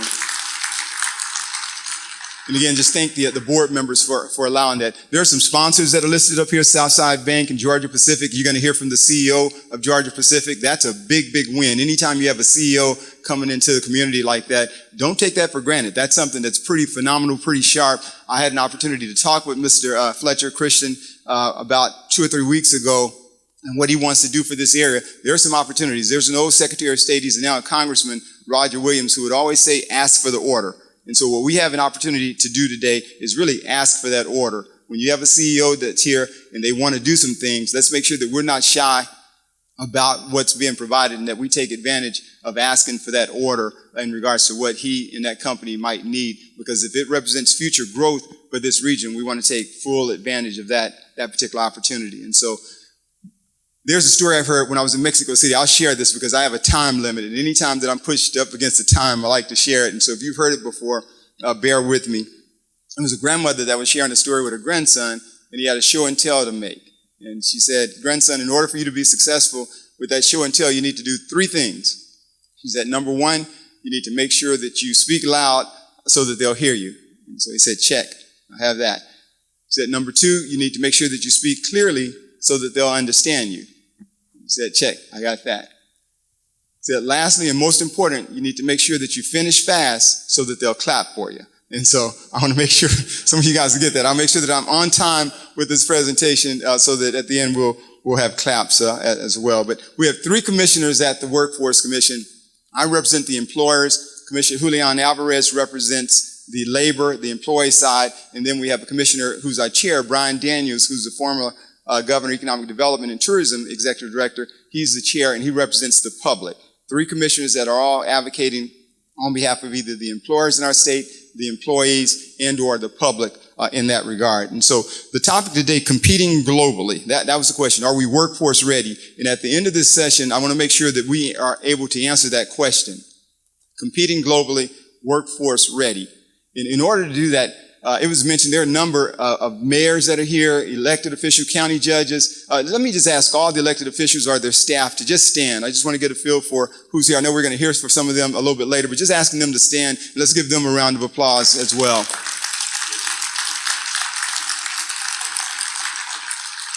It's very important. When I walked in, I saw Linda with Trent, Representative Ashby's office that's here. Real good friends. In order for us to do what we do in Texas, it takes that whole team approach. We do things at the state level, and that's fine. That works. You're going to hear from your state elected officials, the state representatives, and the senators a little bit later on this afternoon. But the rubber meets the road at the local level. And so those cities, mayors, those city council members, those elected officials, those judges, those individuals that really mean a lot to us. They make a big, big difference in our state. And that goes into relation to what's been mentioned here when Eddie was talking about the partnership, the teamwork that takes place. We're successful in Texas because of the teamwork. When you have somebody like Larry McManus, who's here with the Texas Department of Agriculture. I don't know where Larry is, but he's been here. Texas Department of Agriculture. Mike Kroback that's here with Texas Go Big, Go Texas. That organization, it's a branch that came out of the governor's office doing economic development. They have a concentration on CEOs and corporate executives at the state level, tied in with the governor's office and the economic development work that takes place in that regard.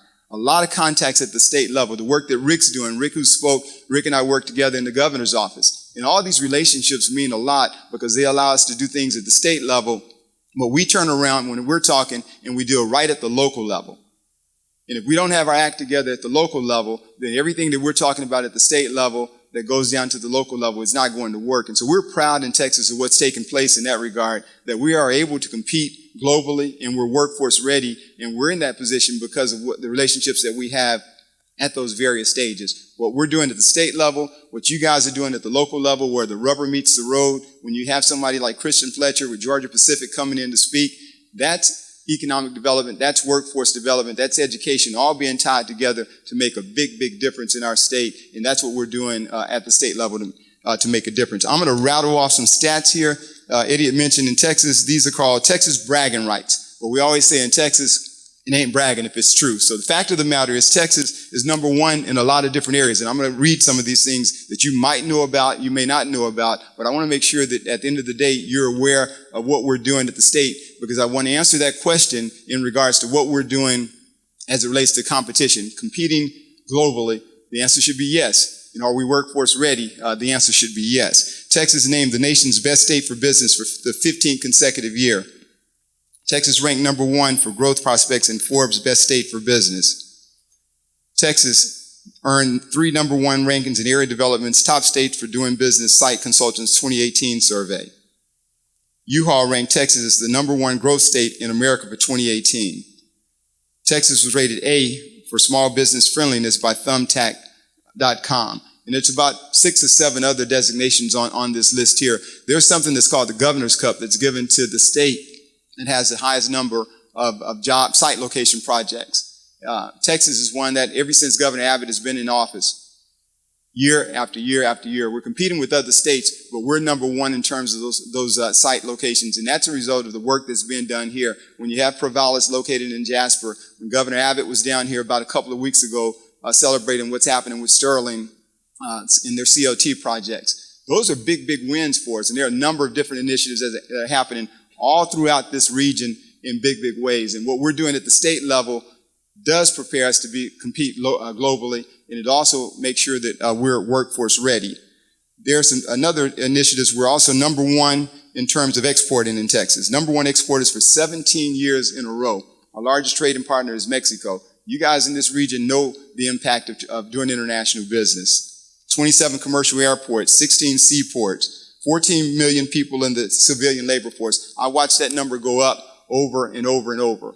Our unemployment rates are typically below a percentage point or so below the national unemployment rates. The unemployment rates throughout Texas are pretty phenomenal right now. We're doing some amazing work in that regard. And so we're doing some things at the state level that allow us to compete globally in big, big ways. Real quick, I want to show what's going on here even at the local level. So I want Emily to talk about some of the successes that we've had at the local level quickly. And this is really where the rubber meets the road. These are things that not Aaron saying, but these are real projects that have worked in your respective communities. And so Emily, if you'll share a little bit about the program. She runs the JET program. That's Jobs and Education for Texans. There's going to be an RFA that's out and available for individuals coming out fairly soon. She'll give you a little details on that. But I want her to talk about a couple of the programs that she's been successful with, that this region's been successful with in regards to the JET program. Thank you, Commissioner. Good morning. So, as Commissioner Demerson mentioned, I'm the program manager for the JET grant program, Jobs and Education for Texans, which came over from the Comptroller's Office in 2015, thanks to legislation authored by Representative Clardy. The program moved over to the Workforce Commission, and independent school districts were added as eligible offers. And so we've seen with the program that it is very competitive. The need and hunger for these programs that help ISDs and community colleges purchase and install equipment for their CTE courses and programs that lead to that license and certificate in high demand occupations. So in our first year, in fiscal year 16, Hudson ISD received over $150,000 for their registered nursing program, and Angelina College received over $330,000 for their welding program. And last year in FY19, Angelina College received another grant for almost $300,000 for their RN program. And so for this fiscal year, FY 2020, the RFA, request for applications, is scheduled to go out this month in November. So we're excited about that. And we're also excited, thanks to our commissioners and our legislature this past year, instead of $5 million available this year, we have $8 million available. They passed our budget for $16 million for this biennium. So we're excited to see this program continue to grow and continue to help communities.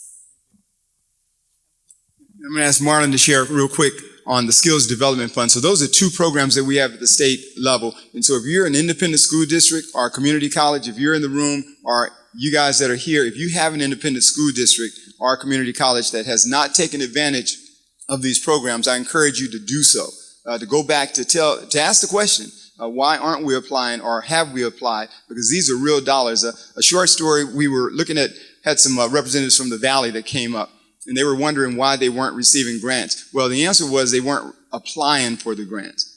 They got real serious. They were challenged in a big way to do that. And Emily can show you reports of what's happening in the Valley. Game-changing type situations. When you talk about $300,000 in equipment, $250,000 in equipment, those are real game-changing opportunities for that community. And so they started applying. So I encourage you to go back and ask those school districts if they're applying and really work with our office to make a difference. I'm going to ask Marlon to quickly share on the skills development side. That's a training program that we have. And when we're talking with Georgia Pacific, other companies that are around here, we're advocating on behalf of those programs as well. So Marlon, just quickly highlight some of the deals that have been done in this region.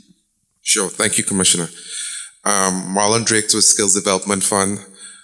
Angelina College has participated with several businesses in the area to partner on a Skills Development Fund grant for FY18.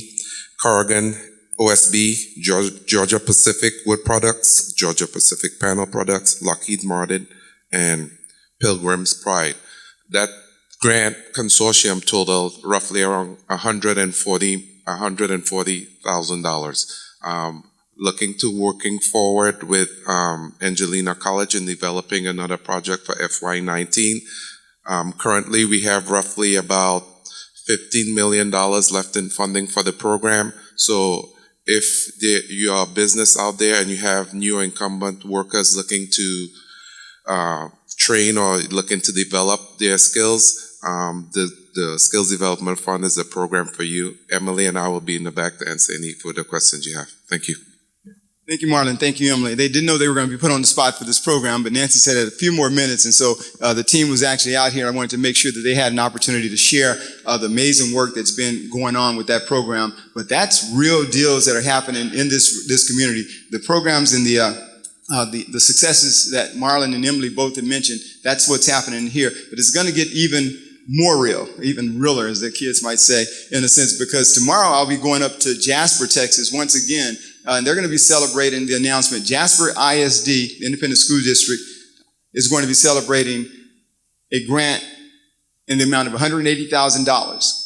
That grant is going to be used for cyber defense in forensics, I believe. Cyber, computer networking, and cyber defense. And that's an amazing opportunity when you're looking at rural communities now going into the STEM areas in a big, big way. Not only that, Mark has a $50,000 high demand job training grant that's going to tally over with that particular program. And again, Jasper, Texas, taking advantage of what we have at the state level, the programs that we have with $180,000 and a $50,000 grant that's going to be mentioned in their community. And so I enjoy coming back out to the communities. Anytime you see us in the community, that amount of time, it's a result of what you guys are doing in the local level. And so as I close out and summarize, I want to make sure that I do a couple of things. I want to encourage you guys to keep up the work. When we talked about teamwork, Craig, when you were talking about the opportunities for 2036, there's an initiative right now that's called Texas 2036. And it says in Texas, in 2036, Texas turns 200.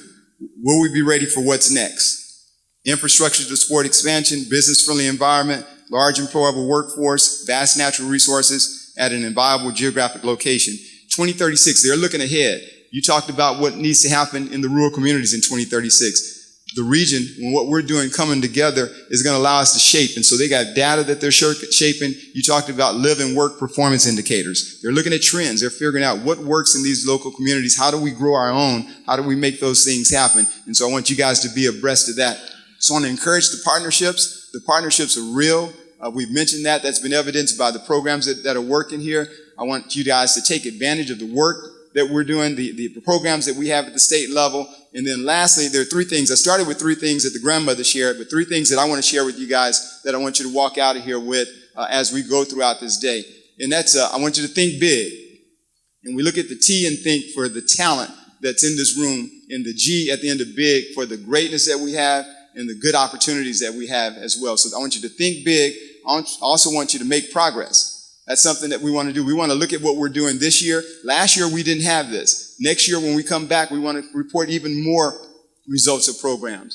2 or 3 years ago, we continue to see the progress that's being made, and let's kind of make that progress. And then lastly, I want us to make a difference. Thinking big, making progress, and being very intentional about making a difference. When we go out, foster care is something that's important to me under this umbrella, working with small businesses, also working with internships.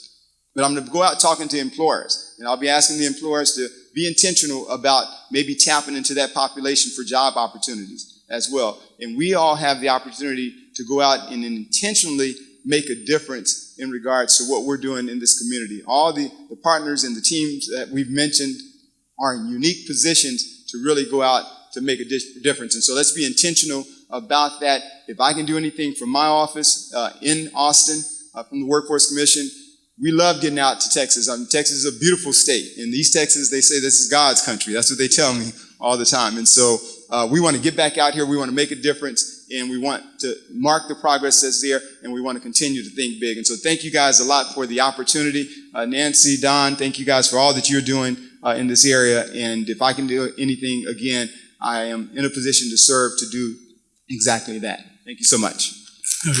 Thank you very much, Aaron, and we appreciate the words. So we have another plaque, a featured speaker plaque, and we really are proud to be able to give you this. This is East Texas Wood, and thanks you for your service. We'd like to take a picture with you. Would you like to bring your team up? Let's bring them up. Yeah, because they're the ones who work hard, right? That's right. Come on. Come on up. They didn't hear. We're going to give you a shout out. You're going to get a picture. I know that your team here in the local area with Workforce Commission is a fantastic resource for us. We all use them. The employers use them religiously, and they're a great partner for us. Good. So if Mark is here, I'd love for Mark to be up here as well. So he's coming up. All right, we'll do this real quick, and then we'll let you get on with your program. You guys can go inside, man.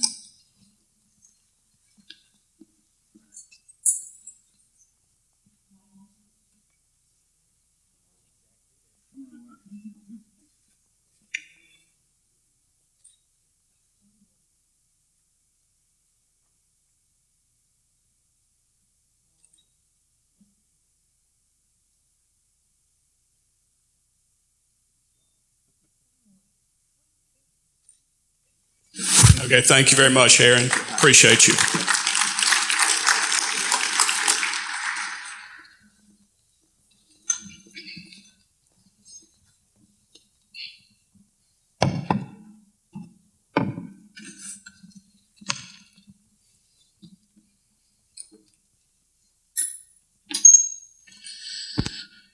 This is one of the most exciting things that we do each year, and I was very blessed to be able to be a part of this and MC this event for 2 years in a row.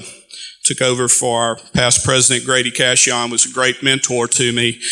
But this part is the part where we recognize an outstanding East Texan each and every year. And in your program, you'll see a long list of names of very deserving folks that have received this award. And Jay, I want to thank you for all you've done over the years to continue to work with this great award in East Texas. And I know you recently asked me about, do we want to continue this? And I said, Jay, absolutely. This is something that we really need to recognize our folks for their hard service. So you're going to understand why our recipient is receiving this award. And right now I'd like to bring up Van Watson.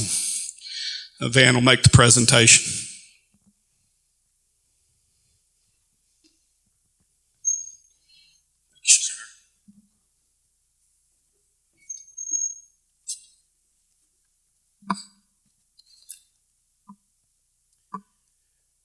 The Silver Bucket recognizes an individual who has toted a lot of wood and water for East Texas, and this year's recipient has done so much more than just tote a bucket or two. Our recipient has carried key pieces of history into the future, ensuring generations come to know and understand the people and places that make her hometown and all of East Texas a great place to live. A lifelong resident of the cradle of Texas, our recipient has rarely, if ever, heard the word no when raising funds in her community or requesting money from the state to restore and preserve pieces of her community's history. It all began more than 40 years ago when she became involved in a significant archaeological find near downtown St. Augustine, and continues today as her community sees the most recent project our recipient has spearheaded come to fruition, the restoration of the St. Augustine County Courthouse and Jail. Built in 1919, the jail will now serve as a centerpiece of the community as a library and museum. Raising matching funds and grant money, the jail's restoration was completed at no cost to the St. Augustine residents. Known as a matriarch of her community, our recipient shies away from publicity and taking credit for so many of the projects she pushed through, but she is so deserving. She has spent most of her life campaigning for and spearheading restoration projects that are significant historically and for tourism locally and statewide. As the oldest Anglo community in the state, St. Augustine has been home to many important historical figures, not just to East Texas, but to the entire state. Much would be lost had our recipient not had the drive, desire, and determination to push herself and others through the years. Our recipient began her efforts in the 1970s when she and the St. Augustine County Historical Society became actively involved in saving and promoting the development of the 1717 Mission Dolores site near downtown St. Augustine. She, her husband, and the Historical Society worked tirelessly to preserve, restore, and protect this historically significant archaeological site. Her dedication to the mission continues now, 40 years later, as she successfully lobbied legislators in the Texas Historical Commission in 2016 to make Mission Dolores the 21st historical site owned and operated by the Texas Historical Commission. Her impact on Texas history has been so significant that the Texas Historical Commission in 2017 awarded our recipient with the prestigious Governor's Award for Historic Preservation. This award recognizes the highest achievement in preservation of prehistoric and historic heritage. Mark Wolf, Executive Director and State Historic Preservation Officer with the Texas Historical Commission, said her work with Mission Dolores was of particular note to the Commission. Wolf said, quote, "Her leadership helped to make it clear to us that the site was important to the community, and that's an important factor when we're deciding whether or not the state should take on another site. We are grateful to have Texans like your recipient taking an active role in their communities to face the future along with a firm grasp of the past. Her pride, passion, and tenacity exemplify what we think of as being a true Texan." John Crane, Vice Chairman of the Texas Historical Commission, said during the presentation of the Historical Commission Award, quote, "When she wants a project, I tell you, you have a choice. You either give or get out of the way. Were it not for our recipient, Mission Dolores, and so many other important artifacts of St. Augustine's rich history might have fallen between the cracks. Just how much does our recipient love the history of St. Augustine? Well, let's count a few of the projects. Restoration and preservation of the St. Augustine Theater and the barbershop, built in the 20s. This building is now a tremendous space for meetings as well as community plays and events. Our recipient found and used photos taken by Russell Lee in the 1930s to aid in ensuring the restoration maintained its true and original design. Preservation of Stripling Drugstore, built in 1904, the site of the original town well and longtime pharmacy. Restoration of a 1909 Victorian home, which is now the headquarters of the St. Augustine Garden Club. Development of heritage tourism in St. Augustine. Creation of the Law Enforcement Museum adjacent to the courthouse. And now, she continues, folks, and now she has turned her attention to the creation of a playground at the Children's Services Building. The Texas Parks and Wildlife awarded a grant for a children's park to be built in the original St. Augustine town site.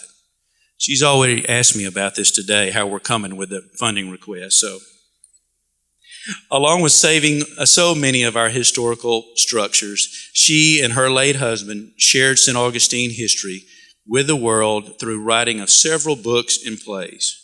Our recipient, her family, and the St. Augustine Garden Club are dedicated to their hometown and Texas history, and for that we are grateful. And so we recognize and thank Betty Oglesby, the matriarch of St. Augustine County, and my aunt, by the way, for her dedication to the past and the future. Additionally, I would just like to say she and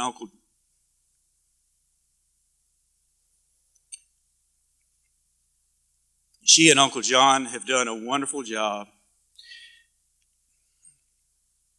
in raising 4 fine men and putting up with a knuckleheaded nephew, me, throughout the years in a wonderful Christian environment. And by the way, she still makes the best fried okra in all of East Texas. Aunt Betty, please come join me on stage.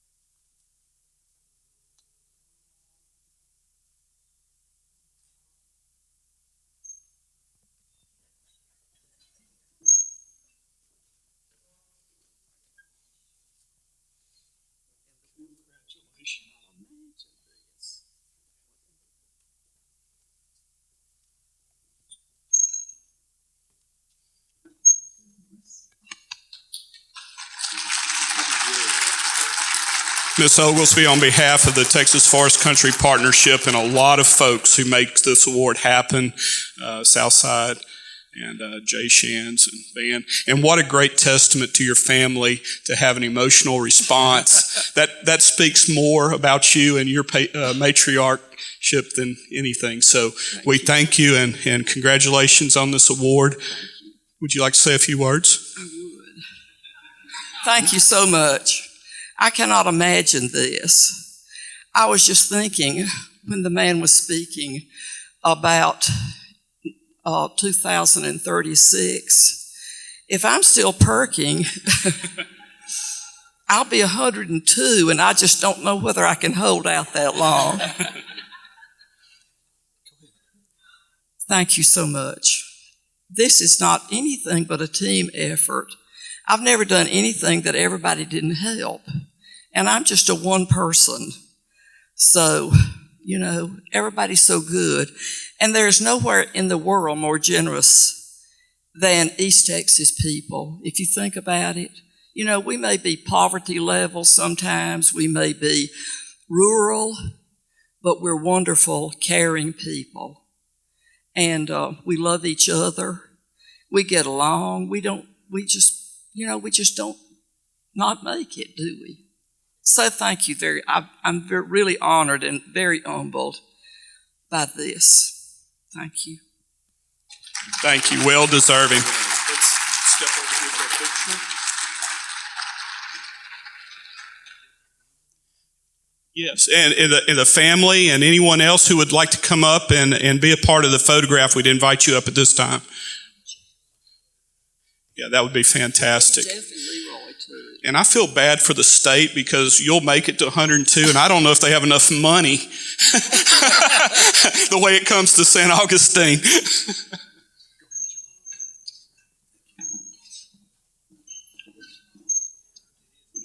You're right about that statement. Yeah.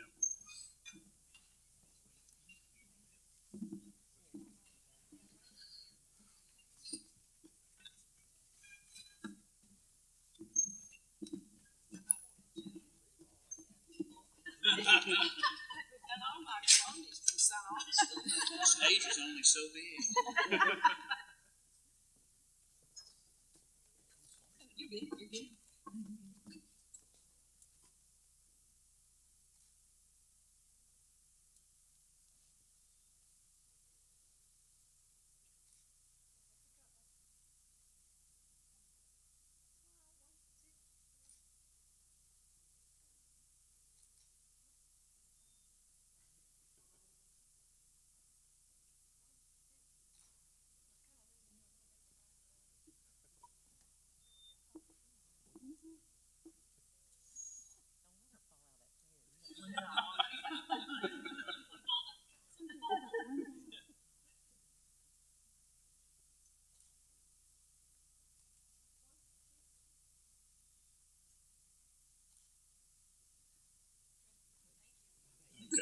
Thank you all for joining us.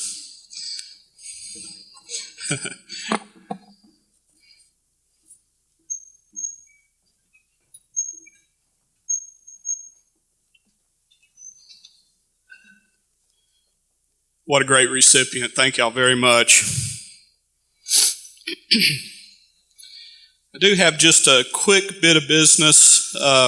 I want to recognize the Texas Forest Country Partnership Board of Directors. We are required to have an annual meeting, so at this minute I'm going to call the annual meeting of the Texas Forest Country Partnership Board of Directors to order. And we have one bit of business, and that is to approve our slate of new officers. And our new officers will be Christy Sullivan, the chairman, Eddie Hopkins, the vice chair, John Camp is our secretary, Bill Stewart is our treasurer, and Doug Page is serving as a member at large at this time, and I will serve as the immediate past chair. We'll approve that in one motion if the board so chooses. Our board positions that we're filling at this time is Jackie Zimmerman, Mr. Nick Carter, who I met earlier, Ms. Leanne Monk, Judge Jeff Boyd, Roger Lindsay, Bill Stewart, and Ian Gibson. That will be our new board members. So if I could have a motion from the floor and a second. Thank you. We have a motion and a second. Do we approve our slate of officers and our new board members? Signify by saying aye. Any opposed? Okay, that's how you conduct a meeting, folks. I do want to recognize all of our board members that are present at this time. If you're a Forest Country Partnership board member, either active or ex officio, please stand at this time.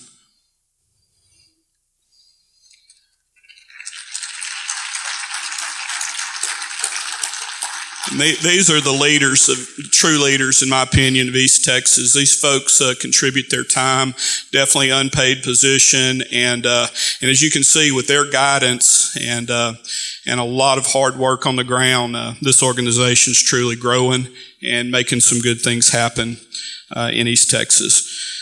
So with that bit of business taken care of, we'll adjourn the meeting for lunch. And shortly after that, let's see, it is now 11:23. Mr. Christian Fisher, President and CEO of Georgia Pacific, will be our keynote speaker. He's actually in a meeting, I think, right this minute. But Nancy, are you here? What's the housekeeping to get through the buffet? We didn't discuss that.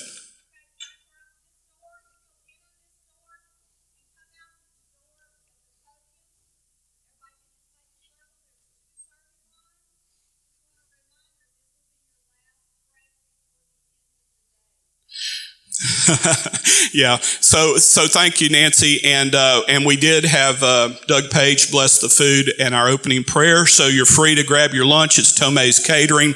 They provide a very, very good lunch.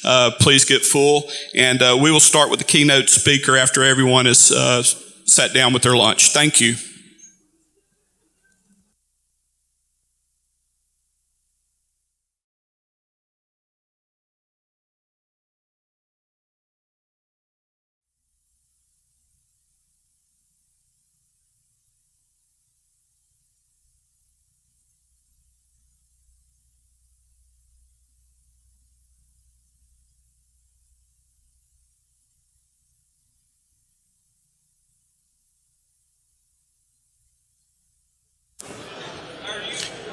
Test, test. If everyone would take their seats, please.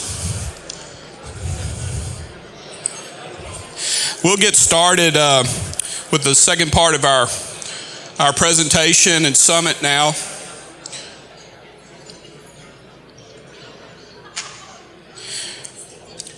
I do want to thank our caterer, Tomei's. What a great meal. Let's give them a round of applause.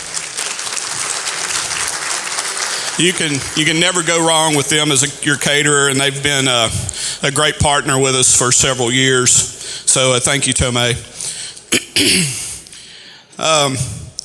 One more bit of housekeeping. Remember that our legislative roundtable session is going to happen shortly after our Small Business of the Year recognitions, and there are cards back at the front desk that if you have questions that you would like to ask our state reps or state senator, please fill one of those cards out and get them back to Nancy or myself, and we'll try to get as many questions answered as possible. Of course, I asked Senator Nichols just a minute ago, is there anything special you want to talk about? And he said, you just ask a question, we'll talk about what we want to anyway. Which that's pretty true. But in any case, right now I'd like to ask my friend Jay Shands to come up and introduce our keynote speaker. Thank you, Jay. And we're using this mic. Okay, great. Good afternoon. It's great to be here today and see so many faces that I know and love, and I'm glad we're all together and working together for a single cause. Our keynote speaker today is Christian Fisher, Chief Executive Officer of Georgia Pacific. First, I'd like to officially welcome Christian to the forest country of East Texas and recognize the role Georgia Pacific plays in our region. Of the over 30,000 employees of Georgia Pacific worldwide, 1,800 of them are right here in East Texas, making a significant impact on our economy, probably doing more for our rural economy than any other industry. Christian began his career 30 years ago in Europe as a market pulp sales manager. He relocated to Atlanta 28 years ago and advanced through the ranks in marketing pulp and containerboard sales. He was named Chief Executive Officer in 2017. Within the pulp and paper industry, Christian is an active board member with the American Forest and Paper Association. He also chairs the board of the Atlanta International School and is an active member of the executive committee for the Atlantic Metro Chamber Board. He recently accepted a position for the Board of Chancellors of the Carter Center of Atlanta. Christian was educated at the University of Hamburg in Germany. He and his wife are parents of 4 children. it is my pleasure to introduce Christian. Thank you.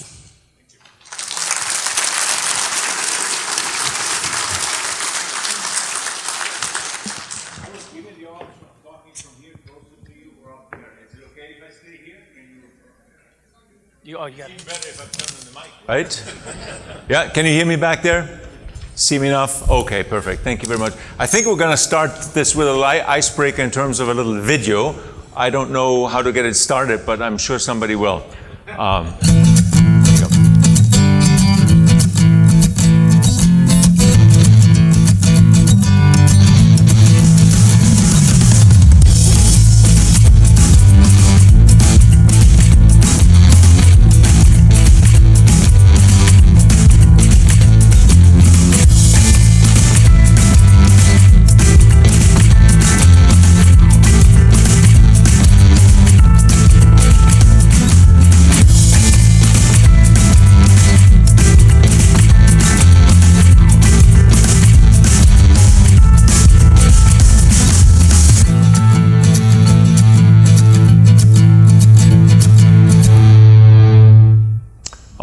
Just a little icebreaker, as I said. This is probably the smallest, shortest thing that I've ever experienced in Texas. They say everything is big in Texas. It was a long flight to come here. I got into a big van and I toured one of our big facilities this morning. But those are just trivial examples here. I could bore you with a bunch of other stories about how I experienced in my tenure in my life the size of the state. But I think no other sticks out in my mind as that one example on 9/11. Everybody that lives here in this country knows where they were and what they were doing on 9/11. I do too. On 9/11, I was running a sales meeting, corrugated sales meeting with some of my team at our corrugated plant in Waxahachie, Texas. And that's when everything occurred. And I don't need to relate to you what occurred because you all remember that. You all know that. And then we said, so what do we do? And sooner or later, everybody said, we got to get home to the families, right? Which everybody was trying to do. Of course, the flights wouldn't work. You know all that. You couldn't take the rental car. We ignored the contract we had signed. We said, we're not going to return that rental car. We're going to drive back to Atlanta. So 2 colleagues and I drove back to Atlanta the rest of the day, all through the night. That gave me a sense of the size of the state. And we were only in Waxahachie to go to Atlanta. Gave me a sense. It also gave me a long, long time to think. And so when I arrived in Atlanta and I saw my wife, we both said to each other, we're going to become U.S. citizens, which we became a few years later. So we had independently, thank you. So you see, there's a little special place, Texas, and the beginning of the journey in my mind, going back to that date. Okay, so I'm delighted to be here with you today. Thanks for having me. And I hope I got a couple of comments here that I'll share with you that make sense and that are important.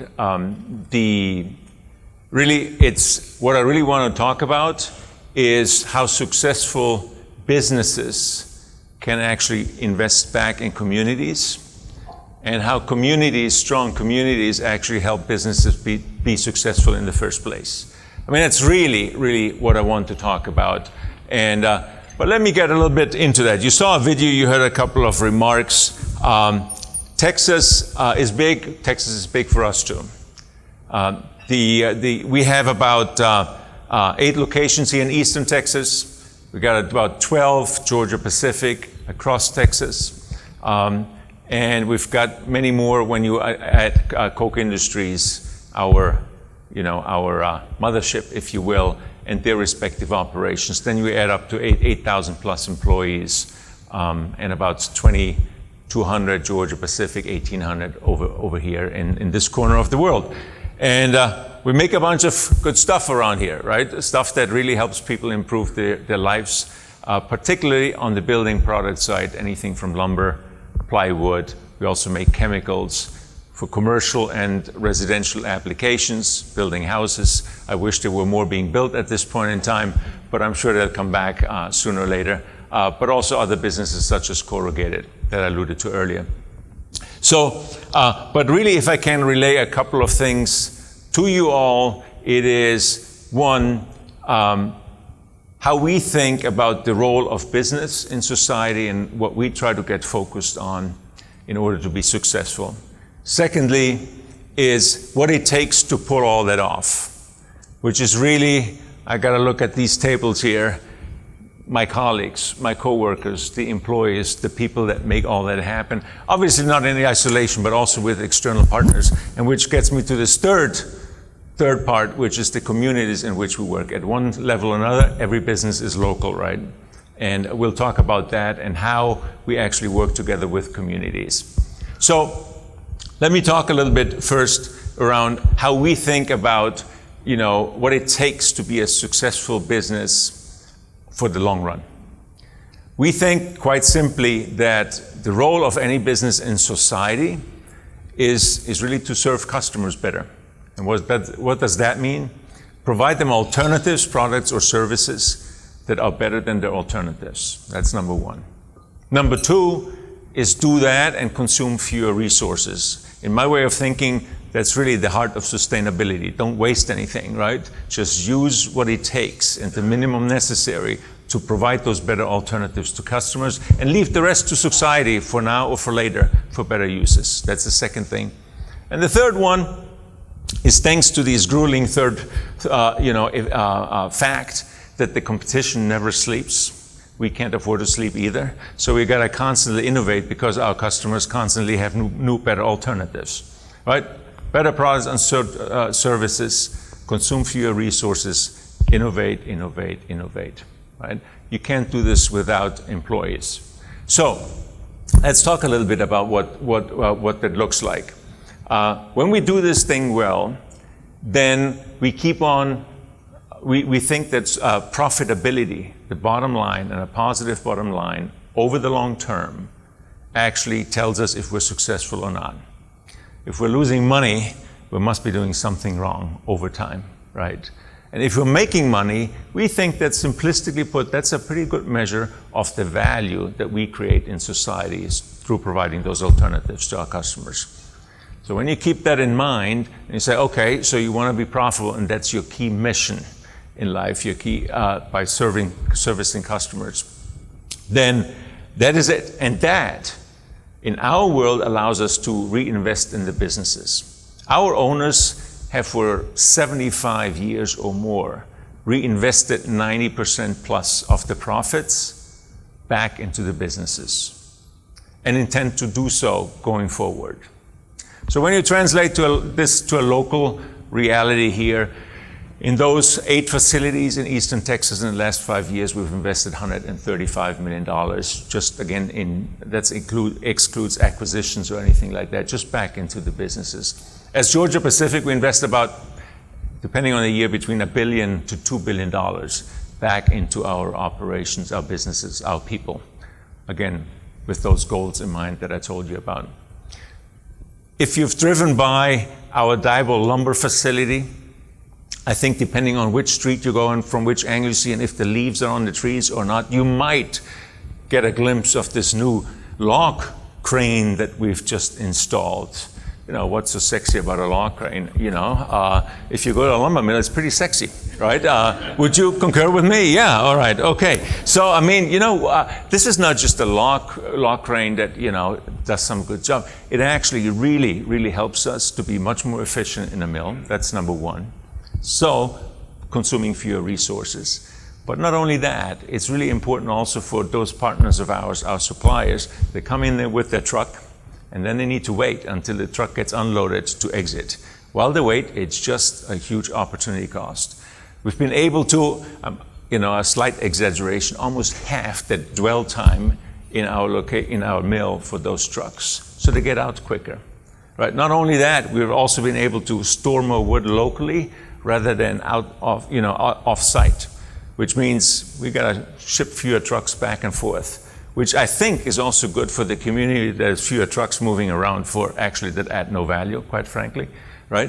So it's better for everyone, the community, the employees, our business, the truckers, and so on and so forth. If you think about that, that's what we need to do. Now, who comes up with these ideas? I know what you're thinking. It's me, right? Sitting in Atlanta, up there in the building, and I have all these ideas. The answer is I pretty much have none. None. It's really people that are out there in the field, in the reality, working with suppliers, having their own ideas, right? Bringing up those ideas. They actually make all this stuff happen. Without them, nothing would happen. Which gets me to my second point. So how do we create a culture, an environment where that happens? And not just once, but all the time. Well, first of all, we try to kind of create a culture whereas people are never satisfied with the status quo. Never satisfied with the status quo. Always looking for a better way to do things and having that mindset. But that's not enough. And I'm not going to preach through every little thing that we think about, but a couple of things that we're trying to do. We're trying to get these folks in our company or those that work in our company and just say, okay, I'm not satisfied with the status quo. I can envision something better, but how do I get there? Experimentation is a big, big deal. And when you experiment, you have to fail. And failure needs to be something that is accepted as long as it's well thought out to begin with. And when we fail, we want to fail often and early, fast, and as cheap as we possibly can. And if it withstands all that, it's probably a good idea to implement, right? That's what we try to incent and enable our people to do. So we're trying to create what we call entrepreneurs, right? People that are willing to take risk, people that are incented, and people that want to experiment, and people that always want to learn. So there's one example of an employee, 10-year employee with Georgia Pacific, not 10 years old, I just want you to be sure here.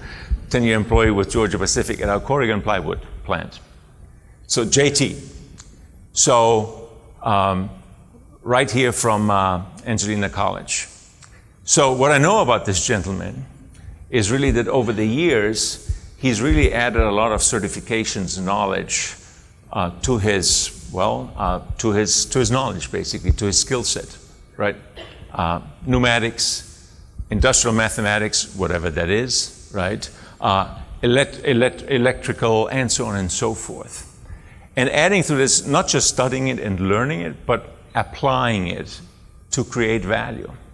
So today, JT is called, I think we call him the Master Robotic or Robot Technician.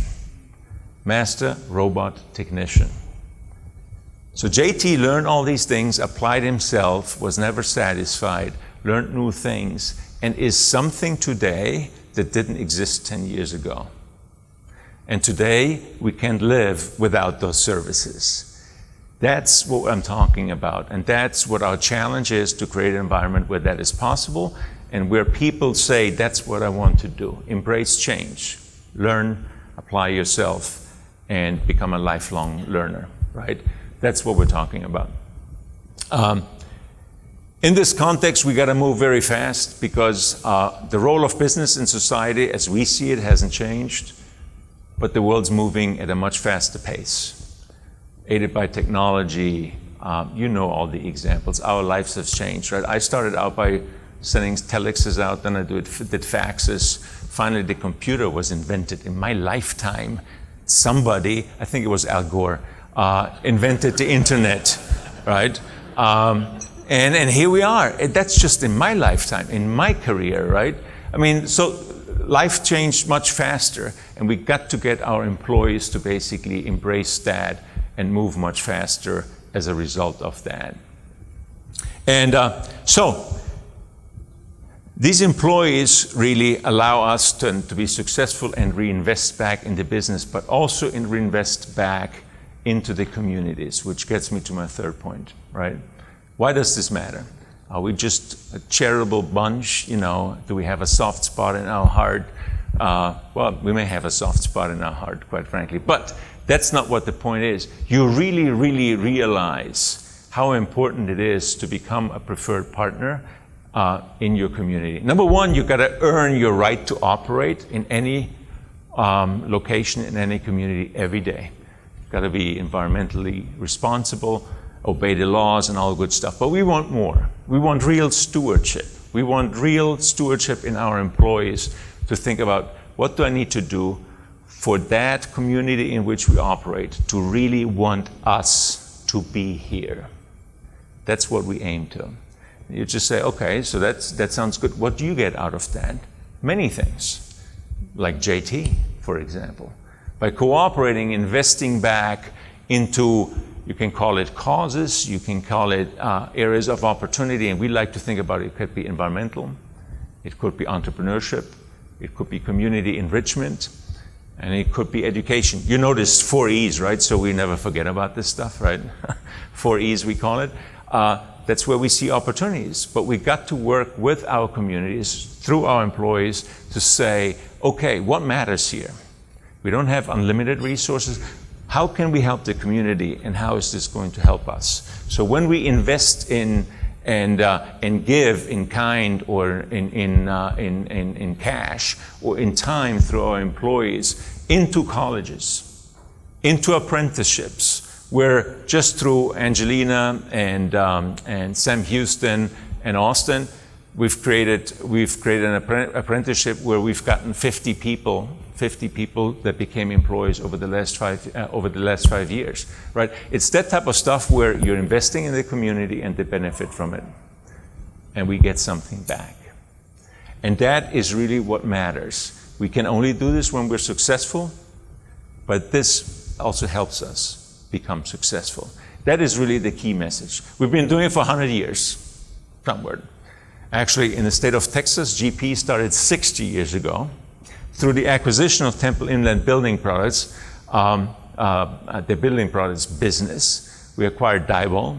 They just celebrated 125 years. Must be doing something wrong, right along these years to stay in business that long.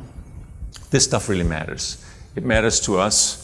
It matters to our employees. It matters to communities. And we've got to keep on doing this. So what I want to say is, one, we really thank you and everybody before you that helped us do that for the last 100 years.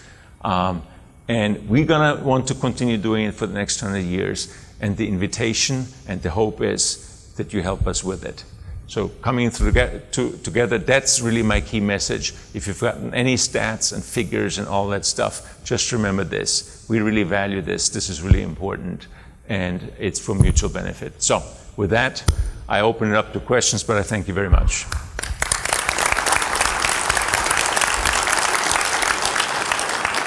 Since there's no clock here, do we have time for questions, or are we out of time? No, we have time for questions. Does anyone have a question for Mr. Fisher? I'll bring you the microphone. If no question, I've got a couple of comments. Okay. Number one, Georgia Pacific is a fantastic partner in East Texas. All of your plants are great members of our communities, and we certainly appreciate that. You talked about our resources. So your company uses tremendous resources in our trees. We also have another resource that you might could take advantage of, and that's almost unlimited water. As you can see, we have 3 sponsors. They're all river authorities. So any business that you could bring to East Texas that utilizes water, we'd be grateful for. Well, I can think of a few like that. Yes. There we go. So here's our contact, Mr. Montaigne, Mr. Holcomb. We want to sell some water. We'll talk to Mr. Fisher. Yeah. Okay. And a second comment. Are there any questions? You've had time to think about it now. Okay. My second comment is congratulations on your U.S. citizenship. Oh, thank you very much. And I don't know if I have this power or not, but we have 4 or 5 elected officials in the House of Representatives and Senator Nichols in the Senate, and we have almost every East Texas leader in this room. And I believe that if I asked for a show of hands, we could probably make you an honorary citizen of East Texas. So if you'll join with me, if you concur, how about a big howdy? That was nice. Very Thank nice. you, sir. Hey, look, I just want to conclude one more time. This is a great state to do business in. We deeply value that, right? And it's not just the 7 billion trees around here in this area. They're absolutely necessary for us, right? But it's really the people, it's the business climate and those local communities. Thank you very much for having us. Thank you for recognizing that very much. Thank you, sir. We do have a presentation. So I don't know that this was cut at one of your meals, but this is some East Texas lumber that's been hand made into this this nice little memento for being our keynote speaker. So thank you so much. Thank you. Done. Thank you. Yes, sir. Thank you very much. Thank you. Thank you. All right.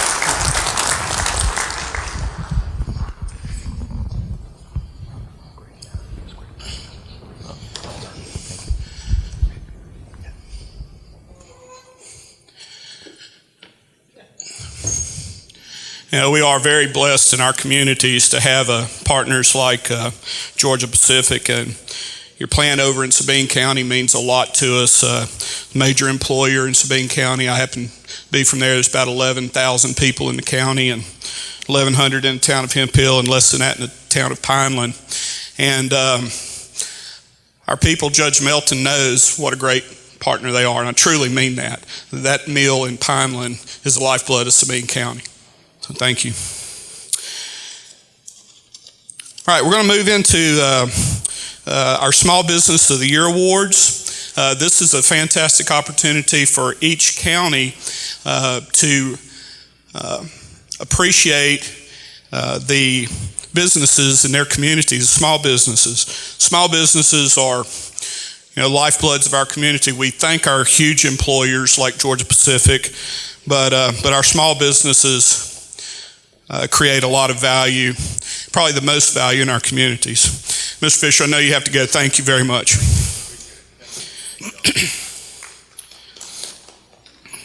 So a special privilege we have is to recognize these several outstanding businesses. And to help me with that, I'd like to ask Diane Amarine. Diane. And Joseph Caesar. And Mr. Demerson. Aaron. Could y'all help me with these awards, please? Yes, please come up here. We have some really nice plaques for our recipients. And after we recognize our individuals to accept these awards, we'd ask that their family and friends, elected officials from the county, or our state reps, if you would like to be in a photo. As we move through these, we'll present the awards, and they're in order behind you. And Nancy, you might come up and give us a hand, please. We'll hand those out, and we'll take pictures over there, but to keep things moving, we'll have the pictures at the far end of the stage, and then we'll move right into the next award. So our first award is Angelina County. Small Business of the Year is Integra Insurance Services, and Melody Lowry is the owner. Sean Tatum is Melody's son. If y'all would like to come up now, if they're here. Here they come. Integra Insurance Services has been in business for more than 24 years and has a long history of being very visible in Angelina County and extremely proactive in helping the school district and kids from the district. They're frequent supporters of a diverse range of programs. They have an impact on youth from many different socioeconomic backgrounds. Some of the things that they're involved in are the Junior League of Lufkin, the Boys and Girls Club, Most Excellent Way through First Baptist Church in Huntington, Huntington Youth League Baseball and Softball. That's a passion of mine, youth baseball, so thank you very much. Huntington Lions Club, Huntington Business Owners Association. The list goes on, and it's really amazing. And we thank you for your help with the youth in your community. That's very important to us. Mr. Tatum's been with Integra for 24 years, and there are several other employees whose tenure is 20 years plus, demonstrating Integra's commitment to employees, communities, citizens, and clients. Congratulations to Integra Insurance Services on your Small Business of the Year Award.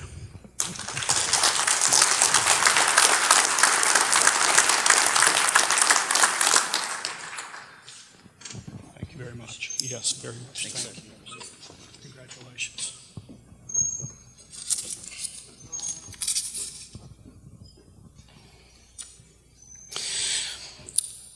And for Houston County, we have Davy Crockett Drug, Small Business of the Year.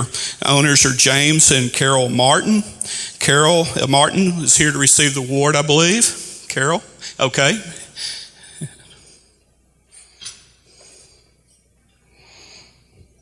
Davy Crockett Drug has been in business since 1961 and currently employs 10 full-time employees. It's the only locally owned pharmacy in the county, and that means they provide hometown health care services to their customers that are customized to their specific needs. The staff at Davy Crockett Drug strives to treat every customer as family. Davy Crockett Drug sponsors and supports the youth events in the community, along with Christmas in Crockett, health fairs, purchasing animals at the county fair, and more, and are a vital business in the community.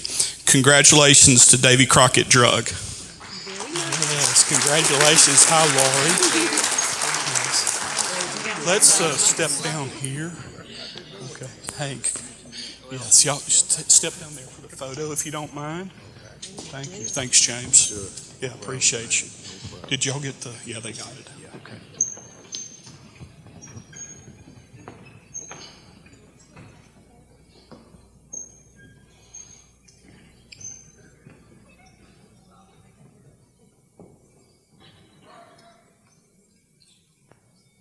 Our next recipient is Jasper County, and it's Spectra Aeronautics and Bravo Aviation.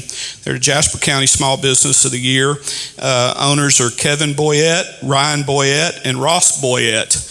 If y'all could come to the stage, please, with your, I imagine Eddie and Paul want to be a part of that.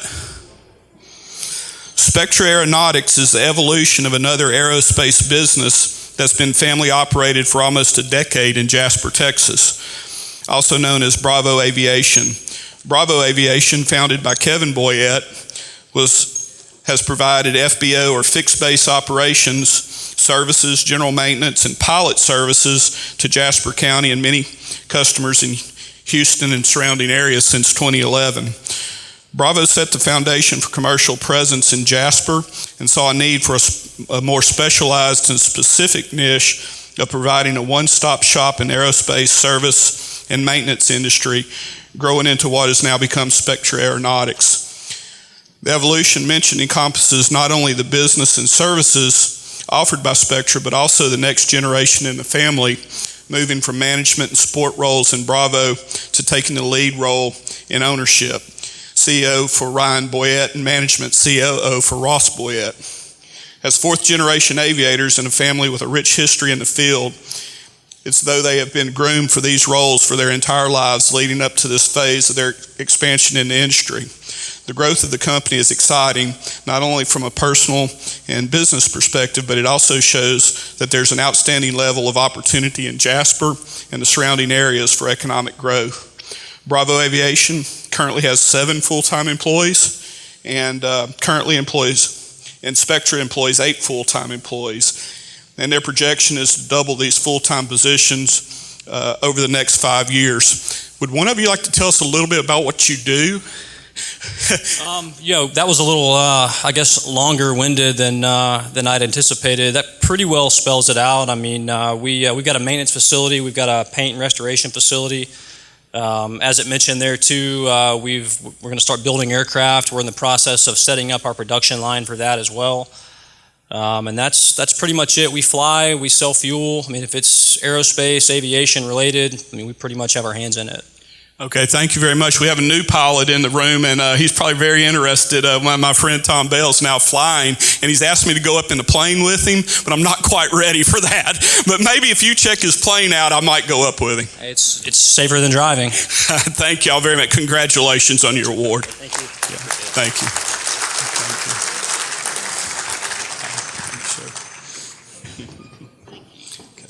Yeah, thank you. Y'all get in the picture. That's important.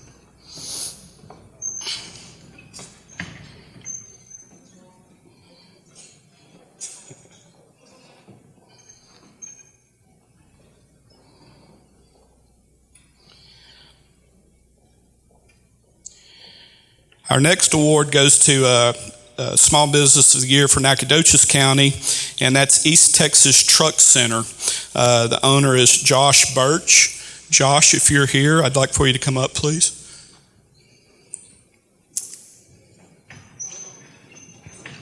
East Texas Truck Center is located in the heart of the Piney Woods in Nacogdoches, Texas. East Texas Truck was built in 2014 with a goal to be one of the best truck and trailer centers in the state, and currently has 16 employees.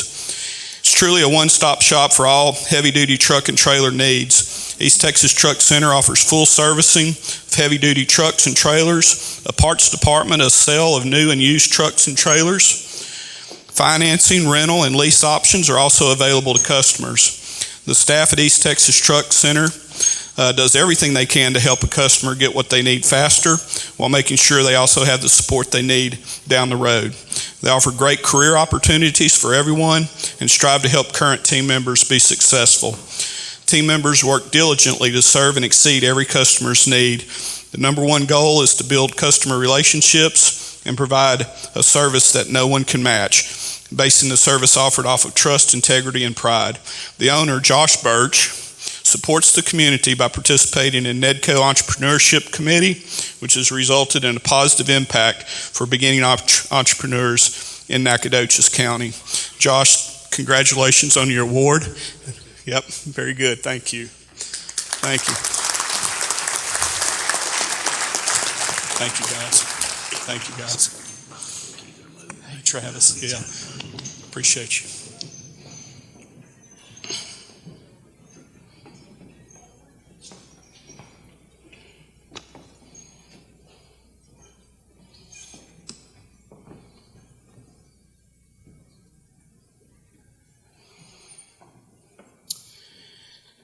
Our Newton County Small Business of the Year Award is Southern Forest Products, LLC. Manager Bruce Gordon will be receiving the award. Bruce and your group.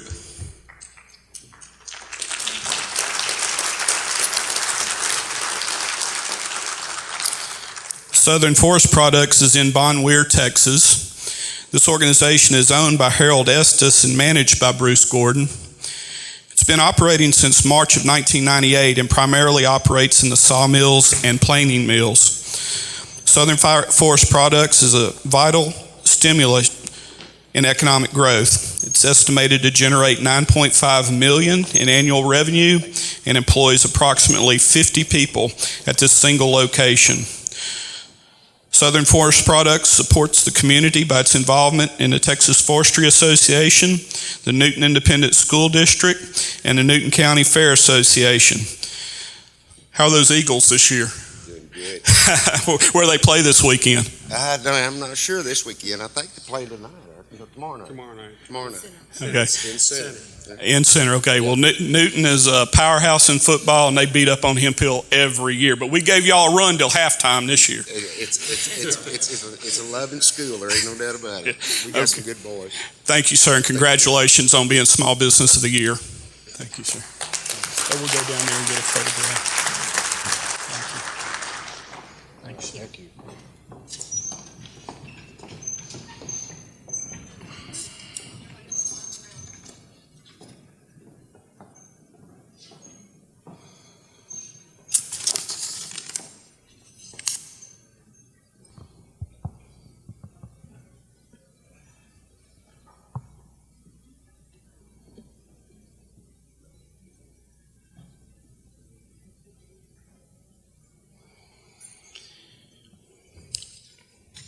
Our Small Business Award winner for Polk County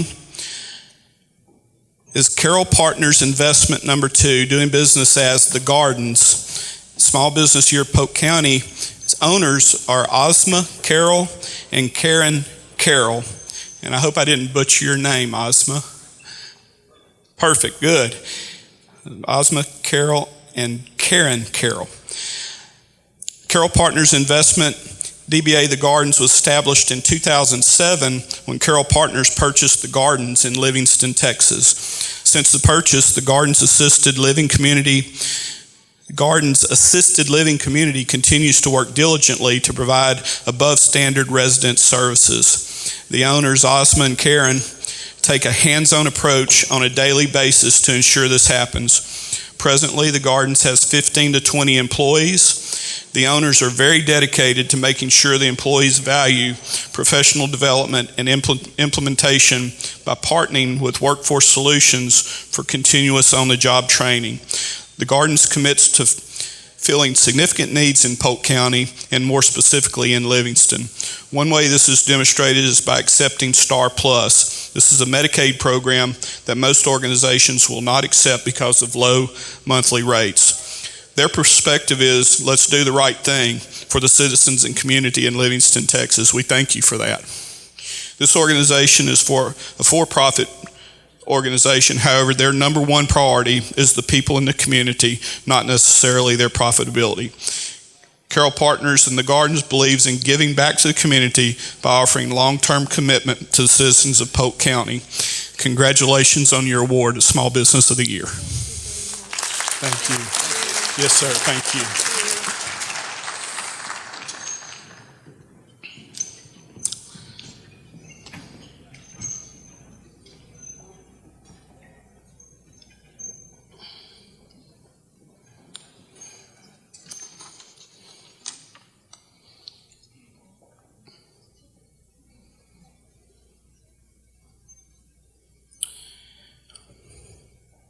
I'm particularly honored to present this next award. It's from my home county of Sabine County, and the recipient is actually a good friend of mine, and we've known each other a long time. Started on the t-ball field with our young kids, and he and I about got in a fist fight over a t-ball game of all things, but we turned out to be good friends and only had the best of intentions for our kids. So Sabine County's Small Business of the Year award goes to Hammock Furniture and Appliances.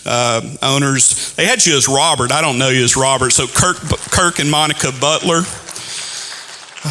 along with their staff, and the previous owners, longtime great residents of our community, Virgil and Amanda Hammock, to receive the award. I think, Daryl, you might want to come up. So Hammock Furniture and Appliances has been a family-operated business in Sabine County since 1984 and currently has 4 full-time employees. Robert Kirk's father-in-law, Virgil Hammock, started the business in television and sales repair, and after a number of years, he began selling appliances and satellite systems, then purchased an existing furniture store and renamed it Hammock Furniture and Appliances. Seeing the need for diversification to keep a small business in a small town going, the business added lawnmowers, portable buildings, and carports. They've been involved in their community in many ways, providing support to numerous area organizations such as volunteer fire departments, the Rosevine Gravel Hill Benefit, youth sports groups, and area schools, to name a few. And that is just a few. One in particular stands out, though. During the recovery operations for the Columbia Space Shuttle and crew of STS-107, Hammock Furniture and Appliance provided televisions to be used by NASA to help with the recovery efforts. Hammock Furniture and Appliance was built on customer service, and they continue today to go above and beyond. As a result, they have enjoyed customer loyalty. Since 2007, Kirk and Monica have been the principals of the business. However, they credit the company's continued success to their superb employees, Amanda Hammock, who still does the accounting, and Virgil Hammock, their primary advisor. Kirk and Monica, congratulations on your award. Yeah.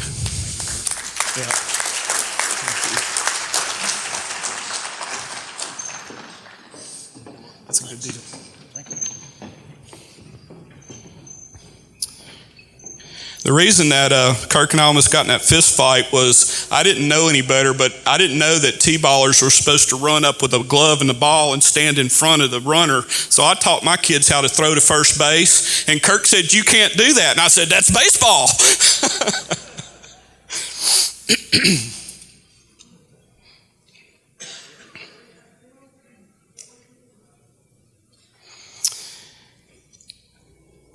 Our Small Business of the Year award for St. Augustine County is St. Augustine Drug Company. Owner Mike Jackson will be receiving the award.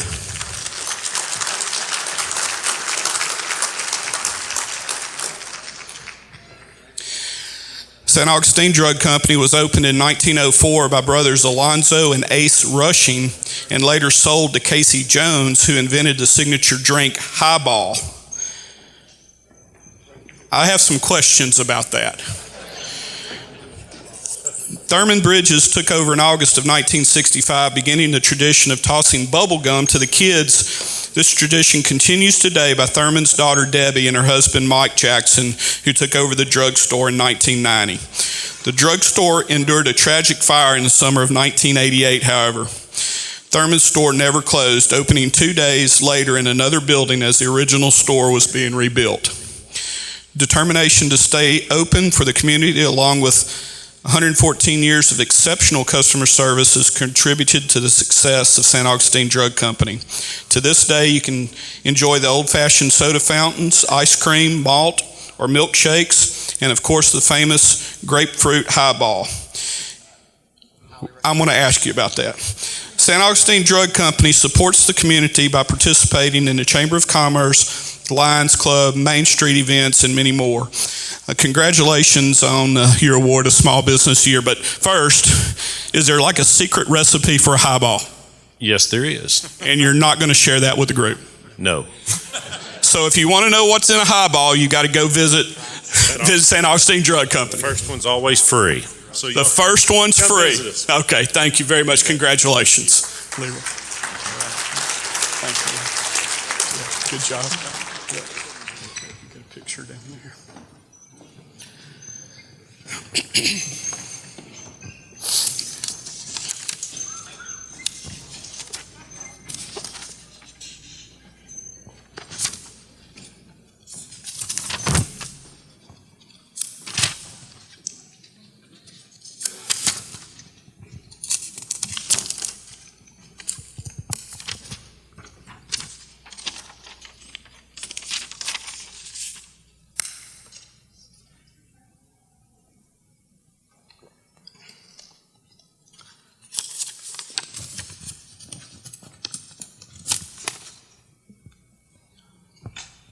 Our Small Business of the Year for San Jacinto County is DNA Trucking, owners David and Amy Bell.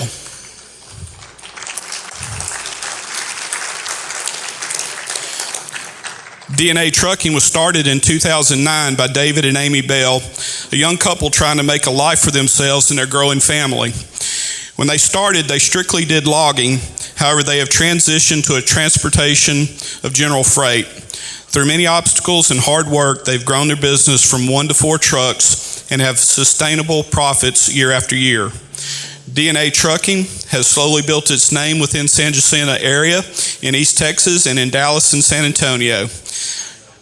DNA Trucking will travel wherever the loads take them and have become consistent with many different freight carriers. Keeping drivers on hand has been a challenge. That is in the trucking industry, isn't it? Finding drivers. Keeping drivers on hand has been a challenge. However, with the assistance of Workforce Solutions, there you go, Aaron, in Beaumont and Livingston, DNA has been able to overcome that obstacle to continue operations. DNA Trucking believes in giving back to the communities in which it serves. Thus, when the business services representative from the Livingston Workforce Center explained the paid internship program, DNA Trucking readily agreed to participate. There's a great need for well-trained, safe CDL drivers. David agreed to train and mentor any participants sent to him that were interested in becoming a CDL driver or ones that just needed to use one of his trucks for the test. Thank you, sir.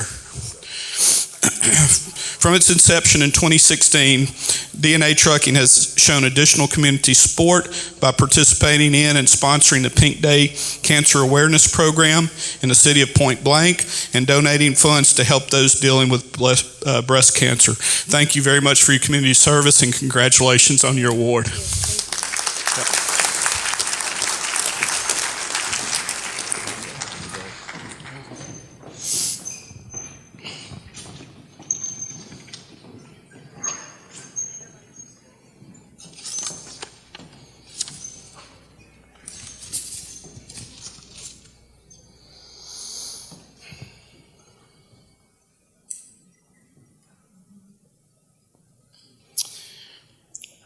Our Small Business Award winner for Shelby County is the Rio Theater, Mike and Nita Atkinson.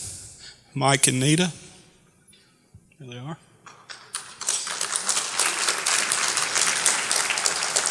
Upon completion in 1926, the Rio Theater was considered to be one of the most beautiful and complete theaters in East Texas, and definitely the best to be found in the state in a town as small as Center. Originally named the Shelby Theater and located on what was then the west side of Square, it was renamed in 1941 as the Rio Theater. Not only did it boast of being one of the best, but it had such modern conveniences, including blizzard fans to keep moviegoers comfortable in the sultry heat of summer and heating the winter months by natural gas.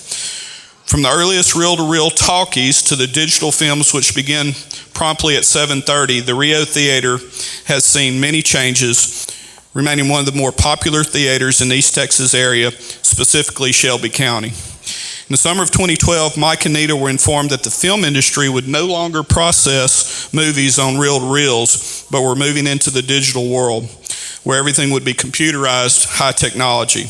They were told the films would now only be available by satellite, requiring an extensive makeover of their equipment and the purchase of very expensive equipment, very technical machines that would once and for all replace their old films. At first, both Mike and Nita were skeptical. The expense was overwhelming. The idea of giving up that which was familiar to be replaced with something that was not left them with an uneasy feeling. But without the changes, the Rio would no longer be able to receive the films and would have to shut down. For Mike, who grew up in the motion picture industry, from helping his parents run their movie houses as a small town boy to owning several theaters of his own, he had no option but to continue on with the new technology and make the investment needed to keep the Rio Theater open. Making the transition from what could have been a difficult adjustment, Mike and Nita and their friendly staff are still there at the box office greeting their faithful patrons. For Mike and Nita, they're very pleased with the quality of their films and the faithfulness of their moviegoers. Although it was a major adjustment learning new technology, they feel it was worth the change. They have 4 employees and are still at the doors after each movie night, thanking everyone personally for coming and inviting all to the upcoming feature films, making a night at the movies the experience moviegoers all knew and loved as they grew up. Thank you for doing that, and congratulations on your award. Appreciate it. Yes, sir. I would have brought you some popcorn, but it would have been cold. So now I find out they would have brought popcorn. We'll just have to go to the movie. Yeah. Well, we'll see you at the movie theater then. Double butter.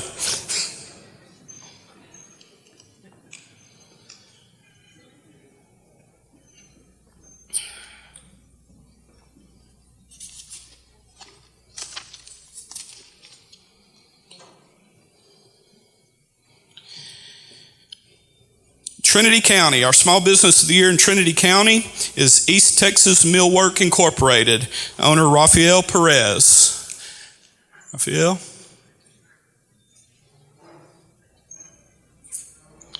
East Texas Millwork Inc. is located in Groveton, Texas, and builds custom hardwood doors, windows, and architectural moldings. They sell across the country and out of the country. East Texas Millwork Inc. is well known for its beautiful manufactured products. Many come to Groveton to purchase doors, and many commercial customers from Houston that resell to builders, etc., like East Texas Millworks Inc. They built custom items for a range of individuals, including the rich and famous, and families building their first homes or remodeling their homes. They take pride in their company and their community. Rafael Perez, owner of East Texas Millwork, migrated to this country from Iquitos, Peru. Did I say that right? Thank you. Pretty close anyway. The amazing rainforest in 1982 after earning his bachelor's degree as a mechanical engineer and working for American oil companies in his country. After arriving to the U.S., the oil business went under and he had to decide what he needed to pursue. He set his sights on the wood industry and applied his knowledge of metal to wood. He began working building doors, windows, and moldings for a 2-person operation for 18 years. He then decided to start his own business in Groveton, Texas, which is where his wife and family are from. East Texas Millwork, Inc. chose Groveton due to less overhead in order to be a competitive business.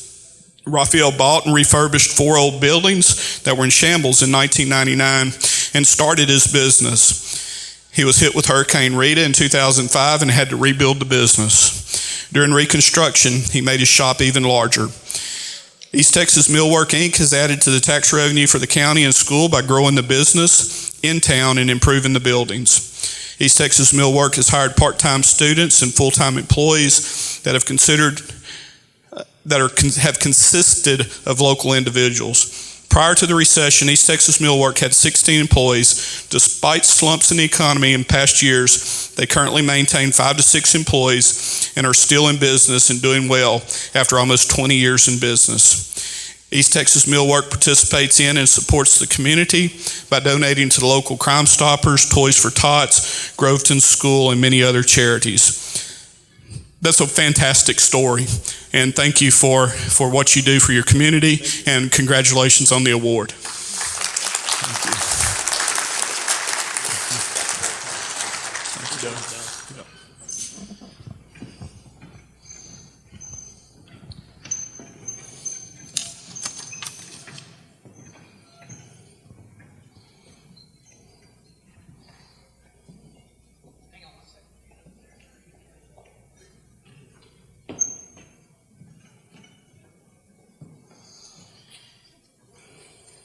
Okay, last but not least, and nearly on time, I can't believe that. Tyler County Small Business of the Year Award winner is Woodville Hardwoods. Owners Clint and Stephanie Anthony.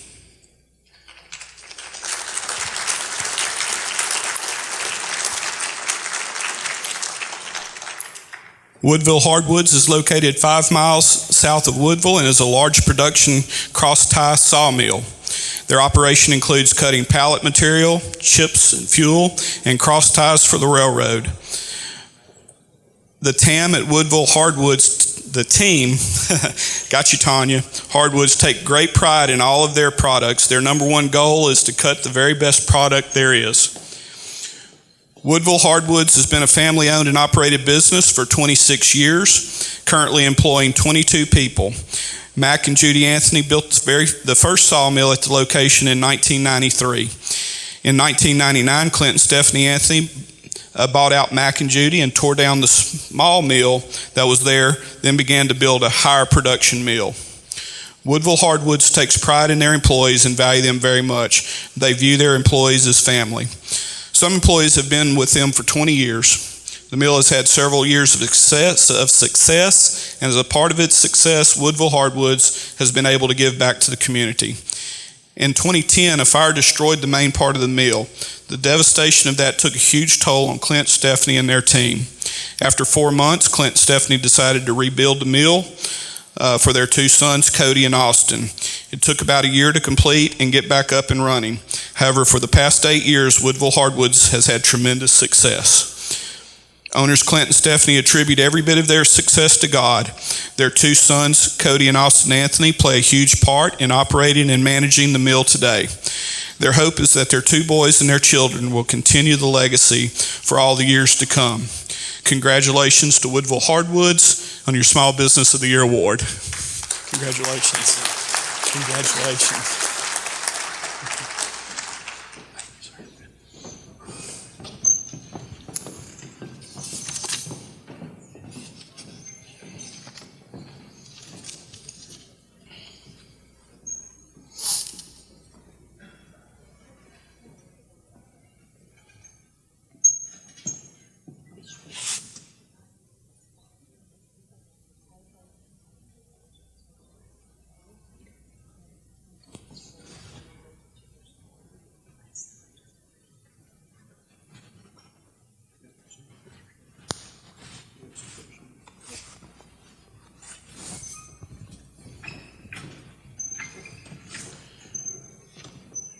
Thank you. Thank you for helping with that, Aaron.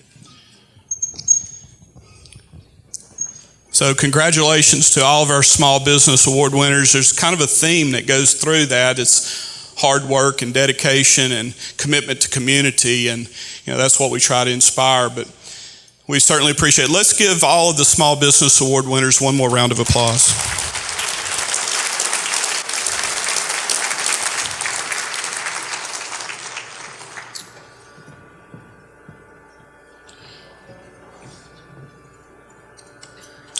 I'd like to ask the legislators to come up at this time and we'll start our discussion. I do have a couple of cards, questions from the audience. If you'd like to stand for a couple of minutes, stretch your legs, that'd be fantastic. But as soon as we get the senator and reps up here, we'll get started. Hey everyone, this is probably what a lot of folks are here to hear from our legislators. We have Senator Robert Nichols, Representative Trent Ashby, Representative Travis Carty, right on time, Representative Chris Patty, and Representative James White. So give them a round of applause for showing up in East Texas for us, as they always do. So I'm taking over for Lonnie Hunt, who's sick, and Lonnie kind of put me in a spot, so I'm going to do the best I can, hopefully do y'all justice. So I had a script from Lonnie, but I'm going to get off of it right away because I had some questions from the audience, and my first question came from my boss, Mr. David Montaigne. So Mr. Montaigne wants to know which of our East Texas representatives is most likely to be Speaker of the House now. Wrong. Go ahead, James. I'll let you start down there. No, let's talk a little bit about the Speaker to start with, because that is a serious point. Don, what would you like to? Yeah, maybe Senator Nichols may want to address that. I don't. No, it's not the Let's just put the nuclear bomb out there. The one thing I learned in the Senate is you stay out of the House politics. Good point.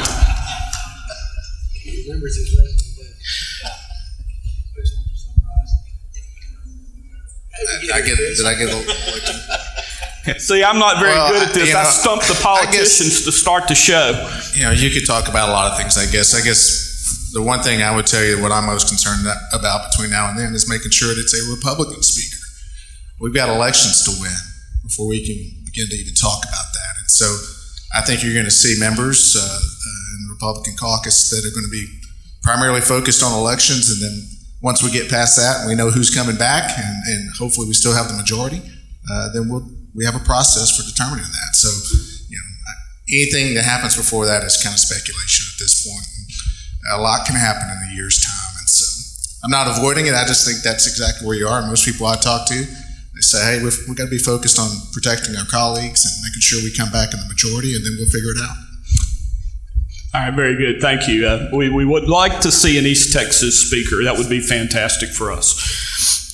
So at this point, Senator Nichols, we'll start with you, and give us one thing that you think the legislature got right in '86, and maybe one thing that you think they didn't get right. I'll answer the first part. The public education. The last time that public education financed, the formulas to determine where the money goes, to which schools, and where the priorities are in those programs was, last time it was really done was back in the 70s. And the legislature, it seemed like about every 8 or 10 years, court cases go to the Texas Supreme Court. They rule against the state goes in, but instead of rewriting it, historically they just put, I call it a tire patch. Never really fixed the real problem. They just patched it.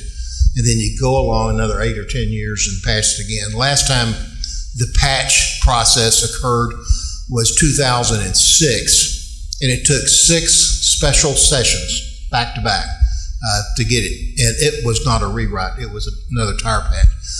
It went to the Texas Supreme Court challenge a few years ago, and the Supreme Court ruled, I'm talking about very recently, 2-3 years ago, that it is not unconstitutional what you're doing at the legislature with your funding, but it's terrible. draconian, whatever you want to call it, but it's really, really bad, and they encouraged us to fix it.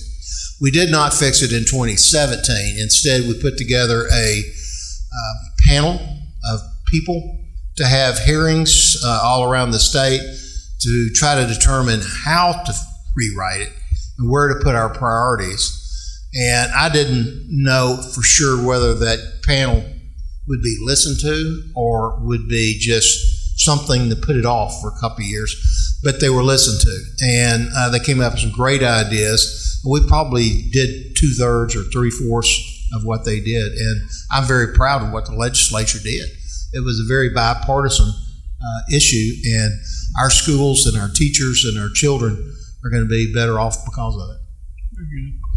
I wholeheartily agree with Senator Nichols. I would add, in addition to House Bill 3, which was the education bill he was referring to, we made notable achievements this session. Mental health was a big focus in 86, as well as natural disaster response and preparedness, all of which there were comprehensive bills that were passed that dealt with those issues. But kind of going back, as a member of the Public Education Committee, I did spend a lot of my session working on that bill.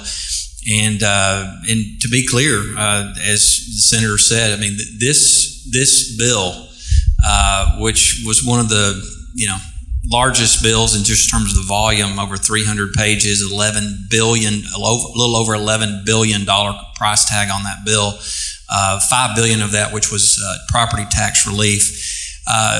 It was kind of that bill that kind of sucked the oxygen out of the room this session, and it was something that has been worked on for many sessions.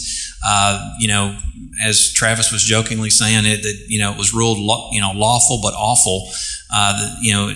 After the last preceding session, and so there really was a laser focus this session. And what was really nice is that we saw, for maybe the first time since we've been there, the upper echelon of leadership in Texas, from the governor, the lieutenant governor, and the speaker, all in agreement. This was a top priority for all three of them in their respective chambers. And so we dug in, and we finally were able to build on the work that was done over the preceding sessions, and we're able to land the plane. And our children will benefit.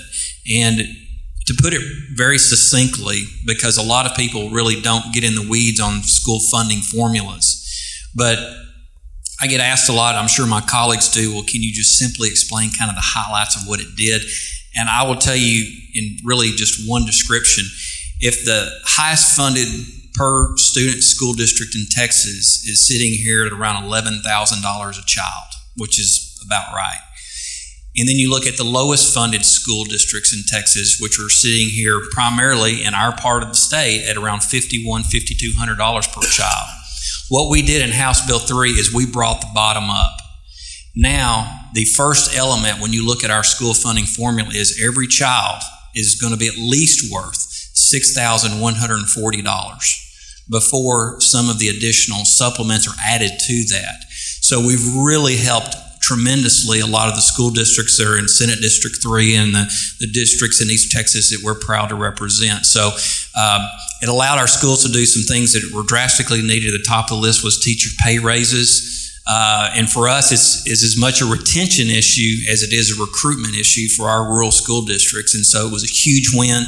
We allowed the local school districts to decide what that amount should be. So we allowed for that local control that we all believe strongly in. And then we're very in tune with our property taxpayers that have demanded property tax relief. We all wish we could have done more, but we have to work in the confines of a balanced budget, and we were, fortunately able to at least apply $5 billion to the M&O side of school property taxes. So I agree with Senator Nichols. I think that was probably the highlight of the session. Very good.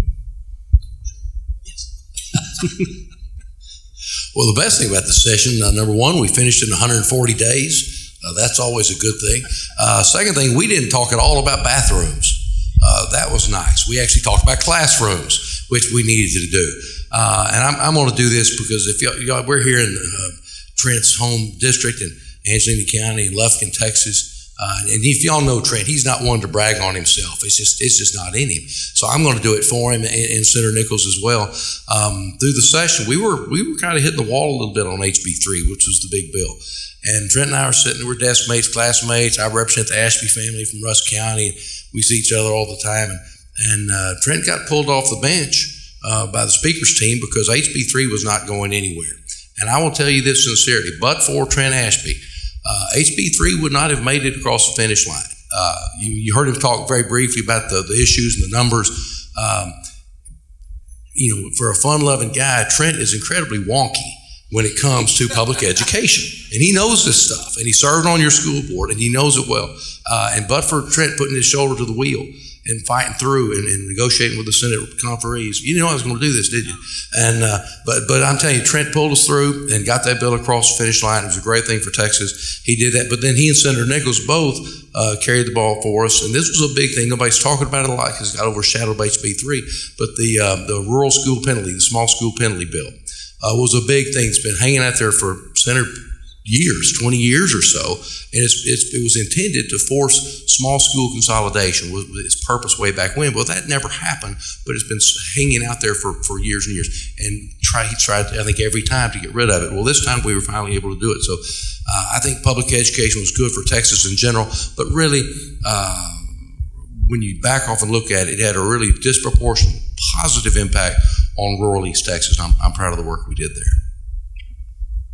Just briefly, I think we're all going to say the same thing here. It was all about public education, and we're all very proud of that. And I didn't know Travis was going to brag on him. I was going to brag on him. So I guess this is brag on Ashby Day up here. But you really can't overstate the fact, when you're negotiating these, and you ultimately have conferees who really are the ones that go out there and they go hammer it out at the end. And you had folks like Trent Ashby and Ken King up in Canadian Texas, who were our rural voice, the ones in there, and they demanded. There were things that were not as good as they are now in that bill, but these guys made sure they insisted before they would agree that rural Texas was taken care of. And so all of us in rural Texas owe a debt of gratitude to both Trent and Ken King for really standing up and fighting for rural Texas. And so public education, hands down, was the biggest thing we did. Very good. James? Yes, thank you so much, and glad to be back in Lufkin again. We still have a lot of great friends here, but dittoing what my colleagues up here and Senator Nichols stated, the transformational school finance legislation was the hallmark of the legislation. Also, I think we did some great work, as Trent indicated, with disaster response, disaster relief, and providing our local communities some cash, some money to do a lot of this flood mitigation. And I think we also continued to make some advances where it comes to mental health, and we raised our awareness and tried to come up with some responses to women's health as well. Very good. So, Trent, I heard a rumor. Did you make an announcement yesterday or a couple of days ago about running again? Running again? Yes. Yeah. And I'm not breaking news here. I think we're all running for re-election. Well, so, yes. I think that was pretty obvious, but somebody said that you announced. Right. So, I hate to say this out loud, but yeah, so filing started Saturday, and it runs for a 30-day period, that window, and then on December the 9th is the cutoff. So anybody that wants to run, yeah, I don't want to say it's still open, but it is still open. So. Well, we're very proud of all of you being our East Texas reps, and thank you for serving and getting that legislation past the goalpost. So we were talking about education, or you were talking about education being the success. So I did have a question from the audience, and I think it's a good one. And the gist of it is, our ISDs understand that when are they going to understand that a part of their jobs is educating a high-quality workforce, and what will the legislature do to ensure that our ISDs are preparing those students in the future? Can you hold their feet to the fire, the ISDs? We're going to start on this end Why again? don't we do that? We put vocational into the school system programs, so they have vocational money. We encourage them to do vocational. As I travel around the 19 counties in this Senate district, all the superintendents want to do that. and it's supported by the people. But it's not to the legislature to force each school district to do it to a certain level. That is really up to the local school boards. That's why each school district elects its own school board, and then they make the determination to what level they want to push it. Okay, very good. I would just add, in House Bill 3, one of the weights, think money here, one of the additional dollars that a school district can draw down is through the career and technical education aspect of those programs. And one of the things that we've never done as a state, but now we've allowed, is actually we allow CTE courses under House Bill 3 to start being offered in 7th grade, 7th and 8th. And heretofore, it's always been high school only.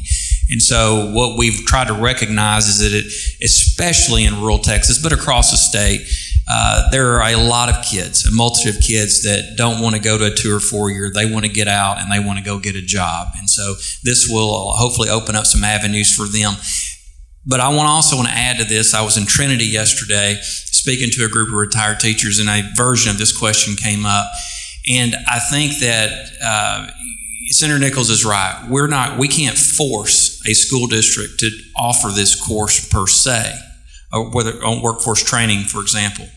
But what we're seeing proliferate across the state is these partnerships between school districts and colleges. Primarily it's local community colleges where they offer concurrent enrollment courses, and everybody's shaking their head. That's what we want. That's the type of innovation that our state needs to be promoting and helping advance. And so I think we as a state can be better in helping our community colleges to strengthen those partnerships, to allow more opportunity for kids in high school, not to have to worry about traveling somewhere, but pipe those courses in right there to that school district. That makes a lot of sense to me. And so I think you're going to see a refocused effort on doing more of that. And the last thing I would say for whoever asked the question, if they're not happy with it sounds like maybe a local school district issue, you remember these school board members are elected by the people. And I know when I was on the school board, if we weren't doing something right, we were going to be held accountable at the ballot box. And so if that school district is not doing something, maybe that conversation in the community needs to be taking place. Very good. Travis? Well, I look at this issue a little differently because I spent most of the time in the legislature on higher education issues, and Trent's exactly right, that we've seen the 50 community colleges, junior colleges in the state really become more engaged and involved with their local school districts within their service areas and developing programs which are matched with those industries wherever the part of the state they may be in. We're also seeing our four-year institutions take some of that on and begin to create some exciting opportunities. One of our award winners here was in the Aeronautics Aviation Department. I know that the student of Austin State University is looking at a program to begin with some of that training. It's not a vocational tech training program per se, but it will lead into those things. And one of the goals in higher education is the 60 by 30 plan, that by year 2030, 60% of Texans have a advanced degree, have a college degree, an associate's degree, or professional certification. And we have to get there. If we're going to continue to grow as a state, we're now the 10th largest economy in the world, we have to do that with an educated workforce.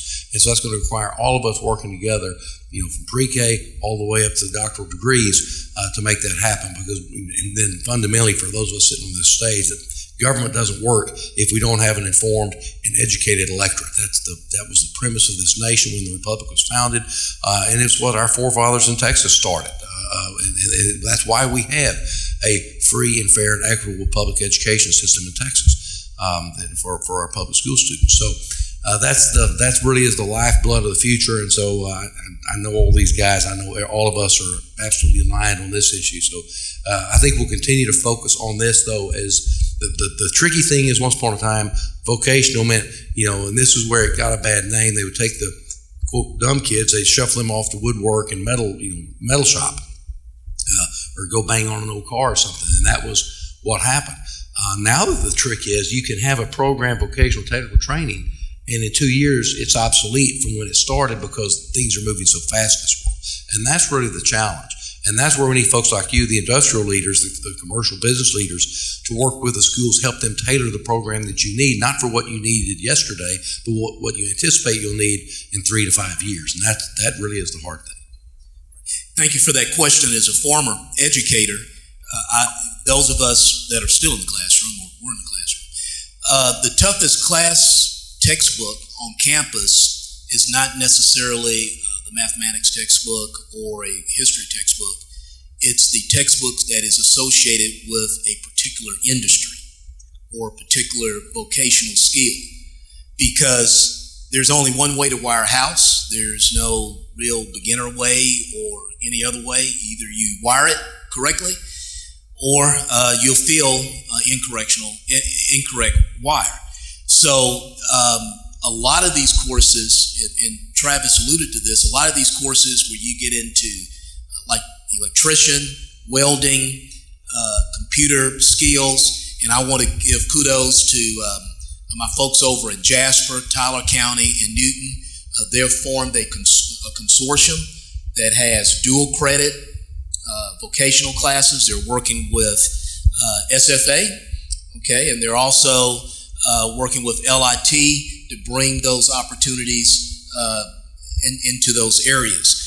Also, in House Bill 3, Trent, I believe the committee, the conference committee, was very successful in making sure that we incentivize this type of instruction. So, as Trent talked about with the weights, and also as we get more of these young people across the line, college career, military readiness, CCMR, our school boards, our school districts will see some financial benefit if these young people earn these endorsements. So this is extremely important to rural Texas due to our industries. It's definitely important to the local prosperity throughout Texas in the future.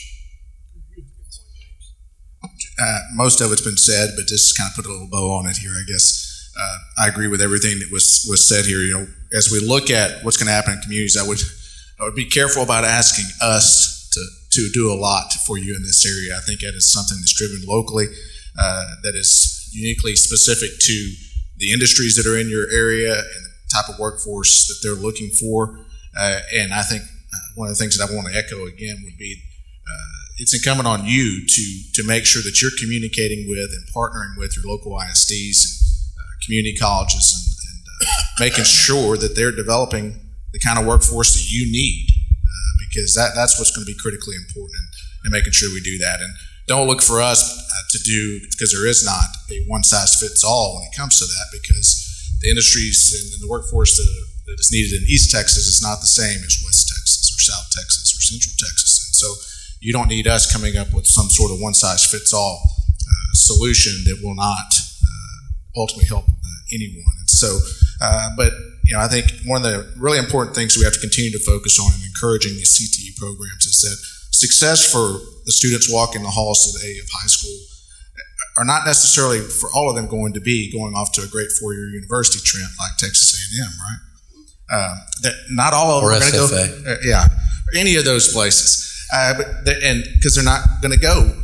be a doctor or engineer, whatever the case may be. And you know what? That's okay. And we have a bit of a societal problem in that for too long, and Travis mentioned this, is that we kind of devalued these other professions, and you were kind of a lesser person or took a lesser path if you chose one of these other options. And we have to kind of fix that, and I think that's a societal problem. That is also making sure that our counselors in our school districts are making information available both to these students and their parents to make them aware of what some of these great opportunities are out there. And so I think that's our challenge, is to continue to focus on that. I think as a legislature, we have put in some incentives as far as the weighting that we give to those CTE programs as far as funding, and we're seeing districts respond to that and encourage more of it. So I think we're heading in the right direction, but I think you as industry leaders in your community need to make sure that you are in fact a partner with your local districts to make sure that they know very specifically what it is that you need to be successful and to meet your workforce needs. Thank you very much. And we're seeing that a theme throughout the summit today, especially with our manufacturing alliance that was here, was we need educated workforce. We need workers that can do our jobs.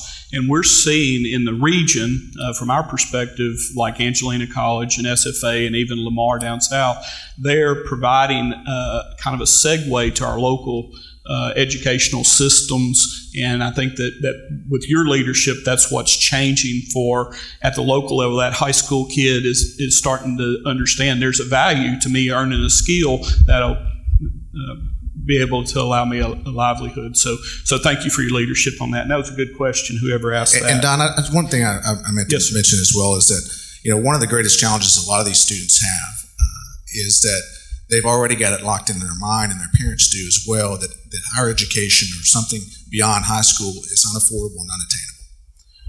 And so we have got to address that issue as well, and that comes through these partnerships and you engaging. That comes through the things that Trent mentioned earlier, where we have more and more students in our ISDs, and while they're a junior and senior in high school, they're also enrolled at a local community college, and they're graduating from high school with a significant number of credits, and they're already on their way at a significantly lower price as well to do that. And so we need to encourage more of that as well, to make sure that everyone feels like that something more is attainable and affordable for them as well. I just want to mention that. Thank you very much.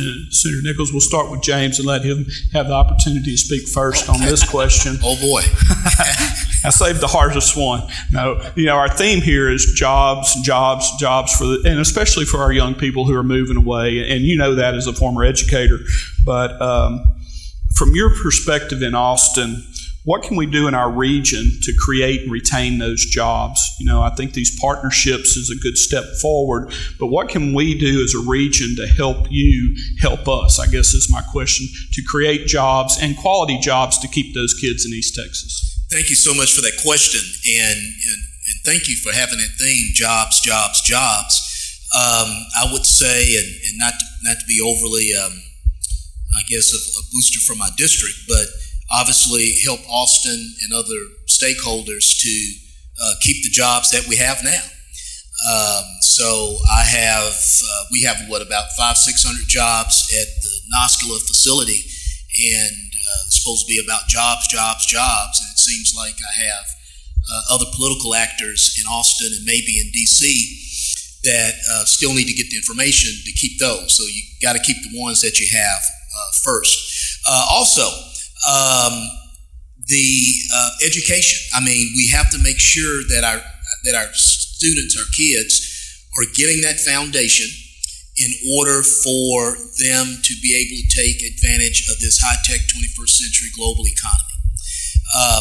And kind of segueing back to our other question, when you look at these textbooks, if you go to a plumber's rodeo and you look at all the textbooks that plumbers need to master, all the skills in there, you see algebra, you see trigonometry, you see all of those skills in there. So when we say CTE vocational, these are tough courses that require a very good foundation in the basic subjects. And then we must continue to understand that for every job out there, there is a job creator. And we do not need to stifle job creation with a whole bunch of unnecessary taxes, a whole bunch of unnecessary regulation.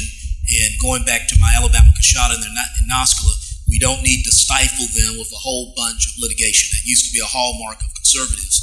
I think it still is for me, that you don't go around suing people, and especially suing people that are creating good-paying jobs with great benefits. I don't know if that's true, I James. forgot, bro.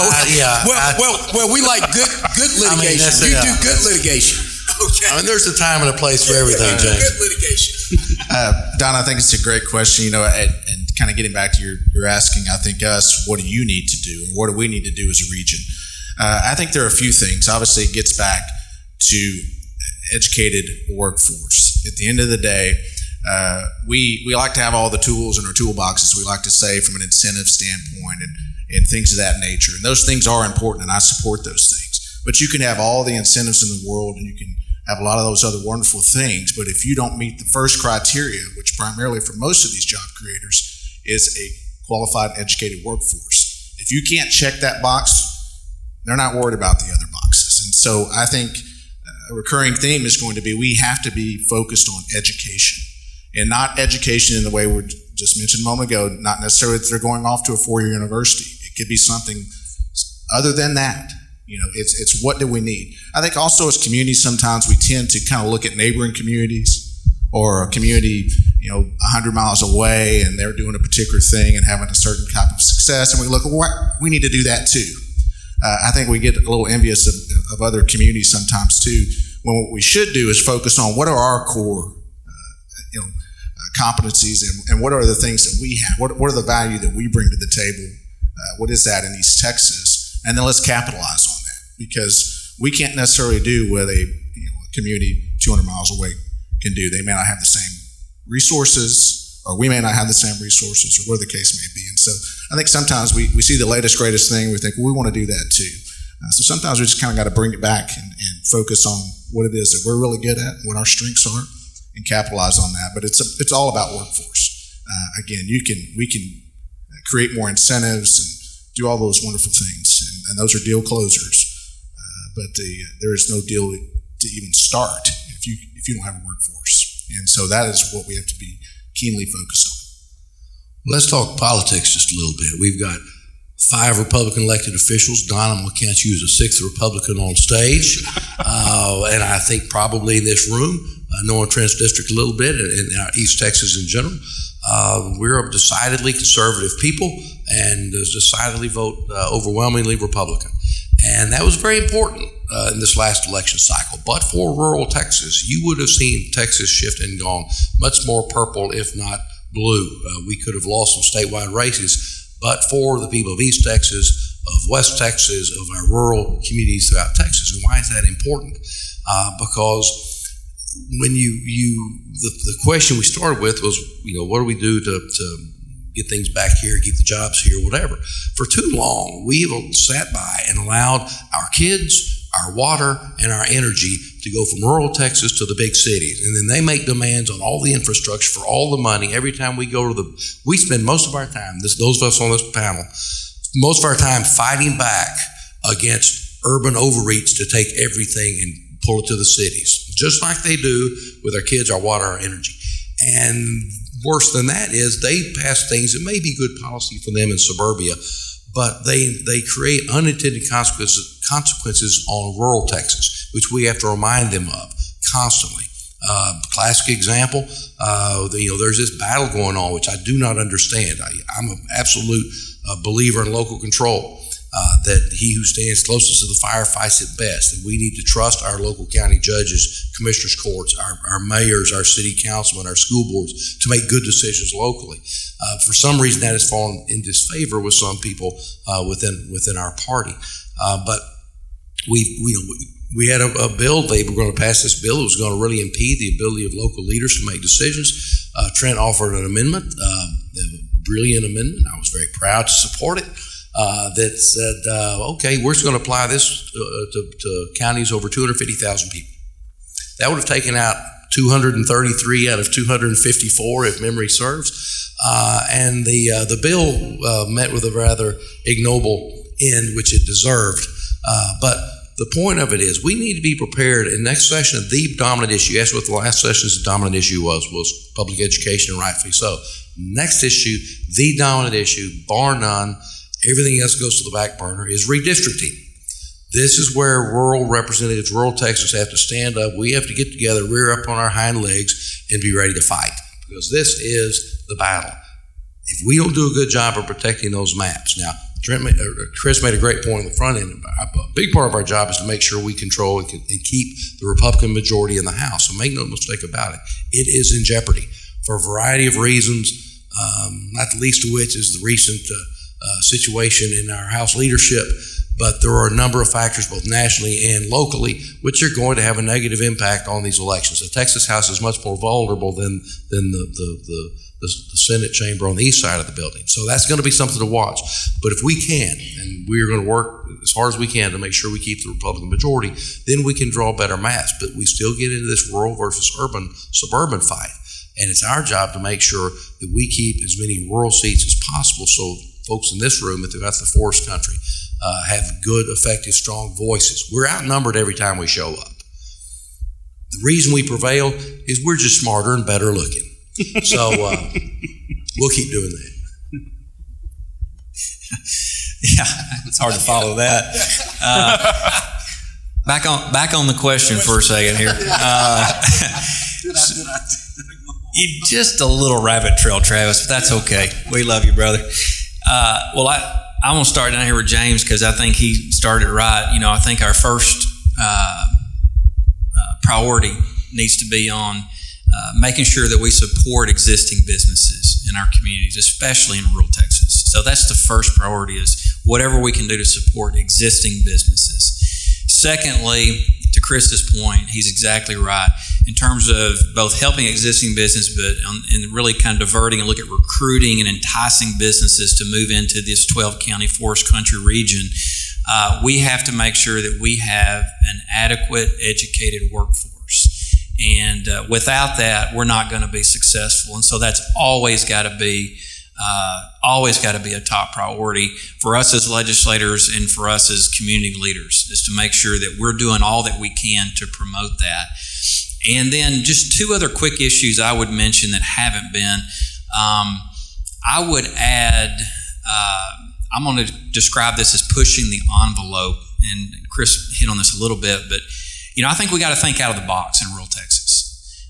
When I look at what's happening around the state, when I listen to my two kids in high school now, talk about, what's going on, technology is driving the world. It's driving our country. It's driving our state. And, when you think about it, you can, and I just met a software developer over here in Houston County in my district in Crockett area a minute ago. Those are great jobs because they, produce a good living wage. They are going to hire other people. They're going to bring in an educated workforce. And those jobs can be located in any community in Texas. They can be in Hemp Hill. They can be in St. Augustine. They can be in Livingston. They can be in Center or wherever. And so when I think about new businesses that are going to be around for the 21st and the 22nd century, I think that we in East Texas, we need to be thinking about how we can become part of this high-tech development that's occurring across the country and entice those people to come here. And that leads into my last point. One thing that we've got to continue to work on, I think this is really where regionalism, which is what this whole conference is about, really comes into play, is that we've got to make sure we have a quality of life in our communities and our region where people want to live here. It's one thing to have all the other ingredients, but if the quality of life isn't there, we may not be as successful. We have some wins, but we may not be overwhelmingly successful. And so that's where it's important that, and not that I'm going to chase this rabbit trail, but when I think about like Crockett, it's imperative that we keep that hospital open in Crockett. It's imperative that we keep our rural hospitals open because it leads to a better quality of life. And so we've got to make sure that we are helping these small businesses that want to generate jobs and generate opportunities and entertainment or whatever you want to call it in these communities. We got to make sure we have access to health care, quality education. We obviously have the natural resources that anybody could ever want in East Texas. We don't have to worry about the air quality issues that our colleagues do down to the south of us and the north of us. And so we really are in a great location. We just really got to think out of the box on trying to recruit some of these industries that are just now, coming to the forefront. Senator Nichols? Rural broadband, right, Senator? I was sitting there thinking broadband. I want to know if he remembered the question after Travis. I do remember the question. Recommendations to the people in the audience on what they might can do locally to bring in jobs. Yes, sir. And that's exactly where I'm going to go. Most of you knew I was in the manufacturing business. I had a number of different factories. We had a total of, if you added them all together, about 900 employees. And we built a lot of stuff in my hometown of Jacksonville. I later became chair of we created the Jacksonville Economic Development Corporation, had an election, did the charter, and we said, how are we going to approach this? How are we as a community going to go out and get jobs? This was about 20 years ago. And what I'm going to tell you worked in our community. We brought in 1,200 jobs in 7 years. And the approach we took, myself, I was always a little frustrated in my factories that the community really, they just assumed I'm going to be there. That's my hometown. So they didn't really have to do anything for me to help my business. But if it was somebody who was thinking about coming here from out of town, they'd roll out the red carpet. They'd build a new street. They'd run utilities. They'd do all these kind of things, but not for the existing businesses. So what we did, knowing that, and number two, also knowing that when you go and look at each business in your community and try to go to the origin of how did it end up here in the first place, you will realize it was some kind of a personal relationship. Somebody knew somebody, somebody invited somebody, somebody passed on, there's a building that would work for your business. And so we made a list in Jacksonville of every business we had in town, and it was a lot more than I thought. And I'm talking not just the factories that produce stuff, but the little print shop that has 5 employees. I noticed at the small business awards we were giving out, 5 employees, 8 employees, maybe that'll double in 5 years. So we made a list of all of them, and then we would get somebody from the chamber, somebody from the economic development thing, 2 people, not 5, just 2. And we would schedule a visit once a year to every business in the community, hopefully with somebody who knew the principle of that business. We would go in and we would do several things. Number one, thank you very much. We're just here to let you know that we realize you don't have to be here. You could have been somewhere else, but you chose to be here. We see you all the time, and we just want you to know how much we really appreciate you being in our community. And, number one, is there anything that we as a community, Economic Development Corporation, is there anything that we can do to help you expand your business? At least you ask. But when we ask, I was amazed how many times we would get an answer like, well, actually, I have this little machine shop, and I've got 8 machinists. Machinists get paid a lot of money. I'm talking tool and die workers. And I have an opportunity to pick up all this new business, but I would have to add on to my building, and I would have to add some extra machines.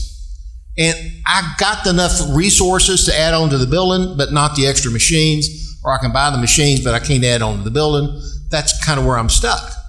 So we would put our head together as the Economic Development Corporation. You've got a fair amount of flexibility of what you can do with those monies, assuming your community has them, and if it doesn't, I would encourage you to do it. And we would try to put an incentive lease purchase to add on the building, get a second lien or something, but make it commensurate also depending on making sure they did actually add the jobs within a certain period of year. We'd go to another business and say, same thing. But let me stay with the first business. Is there anything, thank them, is there anything we can do as a community to help you expand? You'd be amazed how many times the answer is going to be yes. Number 3, are there any products or services that you have to go outside the community on a regular basis to get, that if we could locate that service or product, somebody produces that product in our community? Do you have any of those? And they'll give you some, because just about every business, they buy. If it's a printer, it's going to buy ink. If it's some other kind of business, they're all going to go buy something.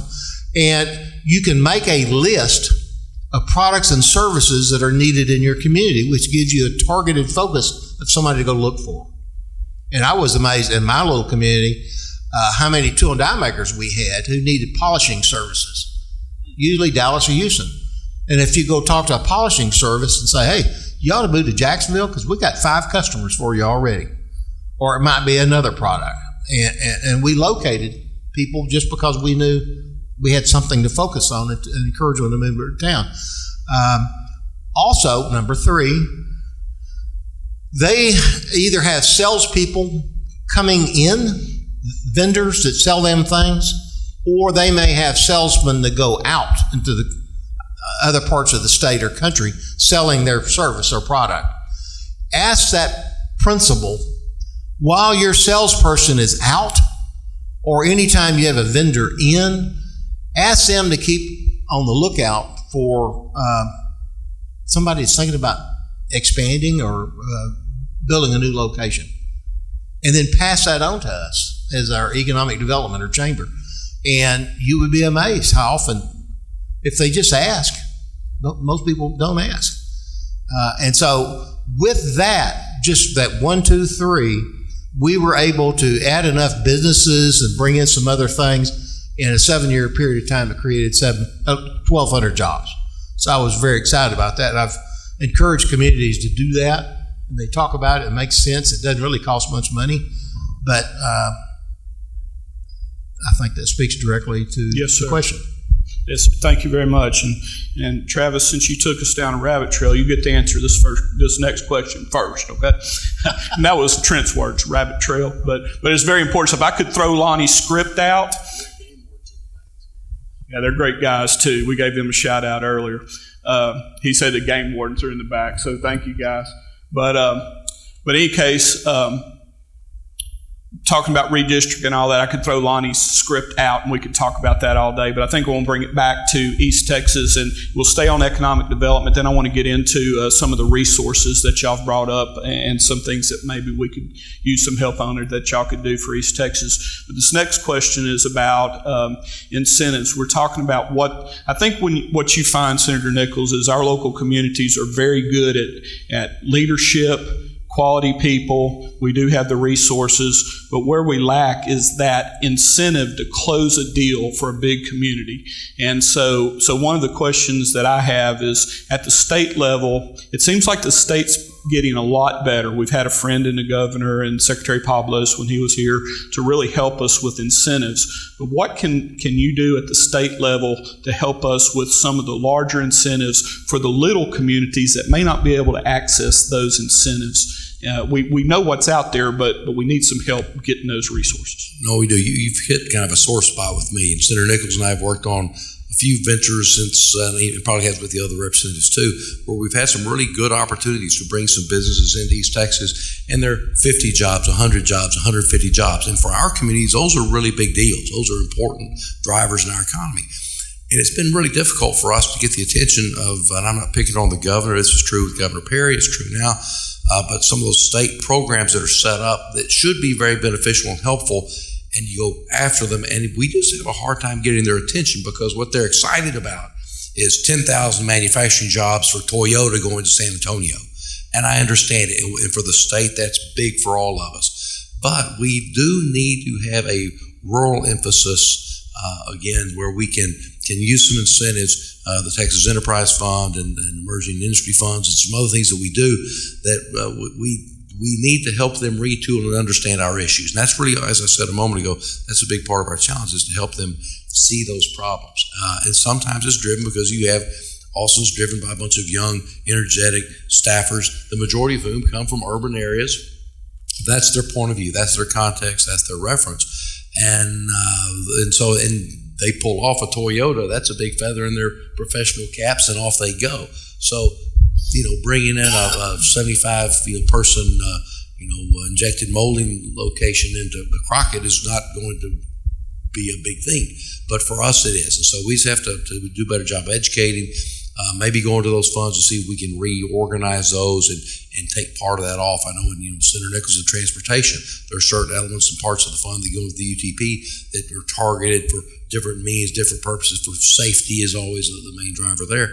Maybe we need to try to make them segregate some of those funds out for purposes for rural Texas. Because like I said a while ago, back to the politics of it, there's some folks sitting in Austin in powerful positions that owe their livelihood and existence to rural Texas. Maybe time for a little payback. I'm not suggesting quid pro quo. That's a bad word these days, but let's at least acknowledge the principle.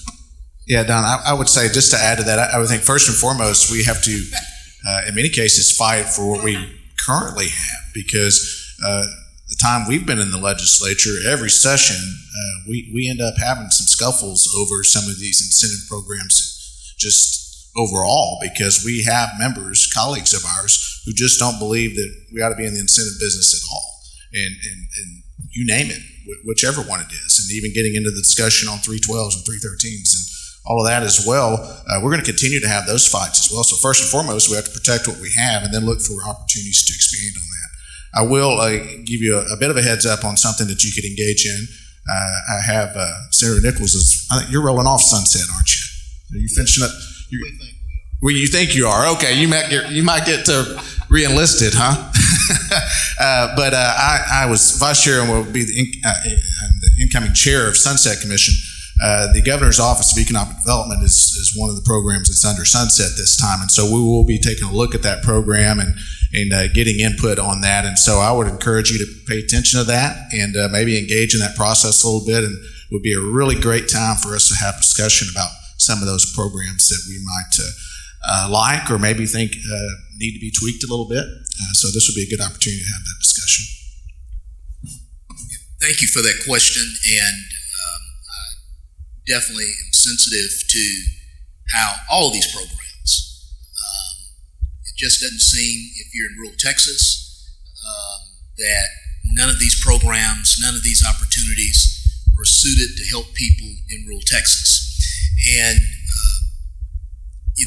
borrowing a little bit from Travis, I think it's all about who's at the table. And I know on some of these incentive programs, you may have to get a check off from the governor, lieutenant governor, speaker. For a lot of demographic reasons, we know where they're tending to come from, more urban areas. Maybe we should consider the Commission of Agriculture, if we can keep that pretty much a rural position. Maybe having that person at the table checking off on these as well. I like Travis's idea, the old rule carve-out. Where you just say, hey, don't look like we're going to get any percent, but let's just carve out 15 or 20% to make sure that we're able to be at the table. And then we need to continue encouraging, I see Aaron Demerson here with the Workforce Commission. We need to continue to encourage folks like Aaron and then the folks that he work for, like the governor, to have more people from rural Texas, east and West rural Texas, in their agencies, looking at these opportunities. So I think that's what we need to look at. I see my mayor in here from Ivanhoe, Mayor Bennett. She's done a phenomenal job in her small town. One thing that could really make her city more attractive, not that it's not attractive now, but more attractive, is just these things on the margin called infrastructure. We've said it before, broadband. These are great jobs. Don't take a lot of buildings and that sort of thing. They're jobs that are driven by intellectual talent. But if she had more broadband or any broadband opportunities, she could attract more of the type of great folks that we want to be in our area and stay in our area. I like the idea of the rural carve-out on the enterprise fund. I don't know, I think this is a fact, but I'm going to state it as a fact. So however long the enterprise fund has been in existence, and I don't know the exact number on that, but we just in Angelina County here got our first recipient in Sterling, just south on 69 at the old Lufkin trailer plant, and the governor was here about 3 weeks ago for that ribbon cutting. I know we've had a lot of applications from across the East Texas area. So that's one. So I really like this idea. It seems to me like a no-brainer, actually. But secondly, I tell you one thing I don't like about our incentive package, and it's not a strike at the enterprise fund, because the enterprise fund it is good at what it does, but you have to be out of state moving in state.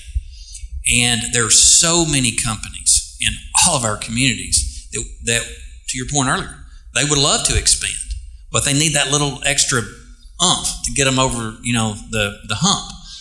And we need a fund, I believe, we need a fund that existing Texas-owned businesses can tap into to help them, if they're going to go out and basically create jobs, let's help them. Let's be that, last little bit to get them over the hump. And so I think that's something we need to look at going forward, just as an idea. I've never really been very pleased with the way the state incentive funds have worked. There may be one or two in East Texas that I'm aware of that may have made it, but by and large, 90-something% of them don't work. And so I would encourage you to don't spend too much time trying to run a rabbit trail, since we're talking about chasing a rabbit, down to the state level to try to get funds as an incentive. Figure out something locally. If you are fortunate enough to have an economic development sales tax, like some of you do, that's your funds. That's the funds you need to work with. You may also have some generous people in your community who will donate a piece of land for somebody. I mean, there are people like that, but don't sit there and wait for an approval at the state level for incentives. I would discourage that. Thank you very much. I do want to talk about resources in our community a little bit. I know Rob Hughes has some questions for the timber industry, but I have a question for our water resources in my new role at Sabine River Authority. And I mentioned earlier we have 3 river authorities who are sponsoring this event. So we understand as well as you do the value of water in East Texas.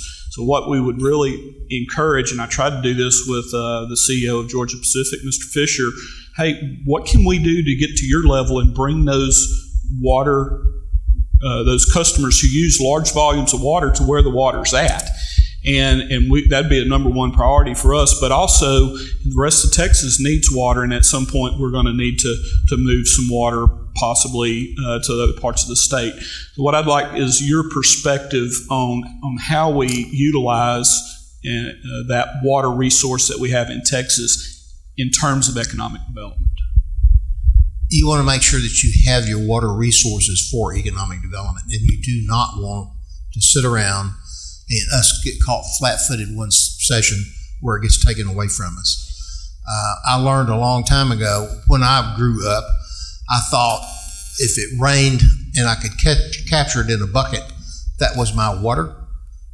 That if I had a pond on my land, that was my water. If I had a creek that went through my land, I can use some of the water, but I've got to let the creek run.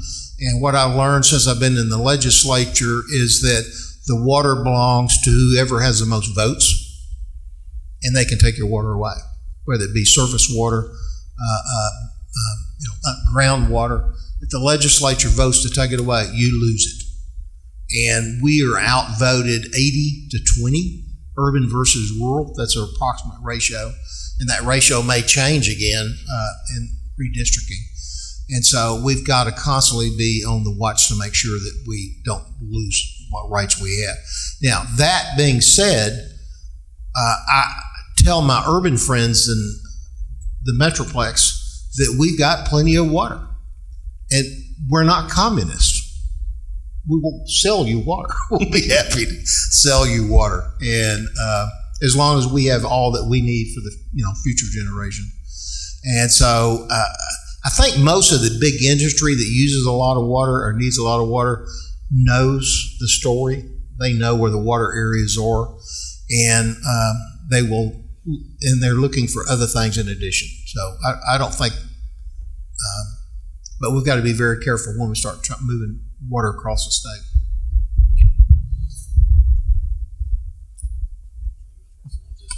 Yeah, I'll jump in on this one a little bit. I would just say conceptually, I'm not a big fan of moving water out of East Texas, and never have been, never will be. I believe that, and I recognize who owns the water. It's the people of Texas. But God has blessed us in this part of the state with an abundance of water, and I think it is, if not our most, it's certainly one of our most important natural resources that we have in East Texas. And so I want to see us utilize that to develop East Texas. Now, having said that, our freshman session, James' second session, we passed a landmark bill, much like House Bill 3 on education, but on water, and that was House Bill 4, I believe. And essentially the beauty of that bill is it allowed the creation of a fund that cities, counties, special utility districts, MUDs could tap to help them figure out how to develop water solutions for them locally. And that was a beautiful concept because it allows at a local and a regional level, through our regional water planning process, communities from the far western part of the state, panhandle to the valley to East Texas, to develop plans to figure out how to solve their long-term water demand issues. And that has been working very well, very well. And when I listen to our chairman of natural resources from San Antonio, Representative Lyle Larson, he's right on this issue. In championing this issue of allowing the flexibility for regions and local areas of the state to tap into state resources to develop, to meet their water demands, rather than having to come to East Texas and ship water out of our region of the state. And so, me personally, I think that we've got to continue to promote, and this is something that I know that the members of the House and Senate in the water arena agree on, is we've got to continue to do all we can at state level to promote the development of brackish groundwater, which we have oceans of brackish groundwater underneath almost all of the state of Texas. Our chairman is big on aquifer storage and recovery parts of the state, where you basically take surplus water when you have it, you pump it underground where it really doesn't move much into an aquifer, and then you take it out in those times of drought. That makes a lot of sense. The technology is there. And then we continue just in general desalination of ocean water.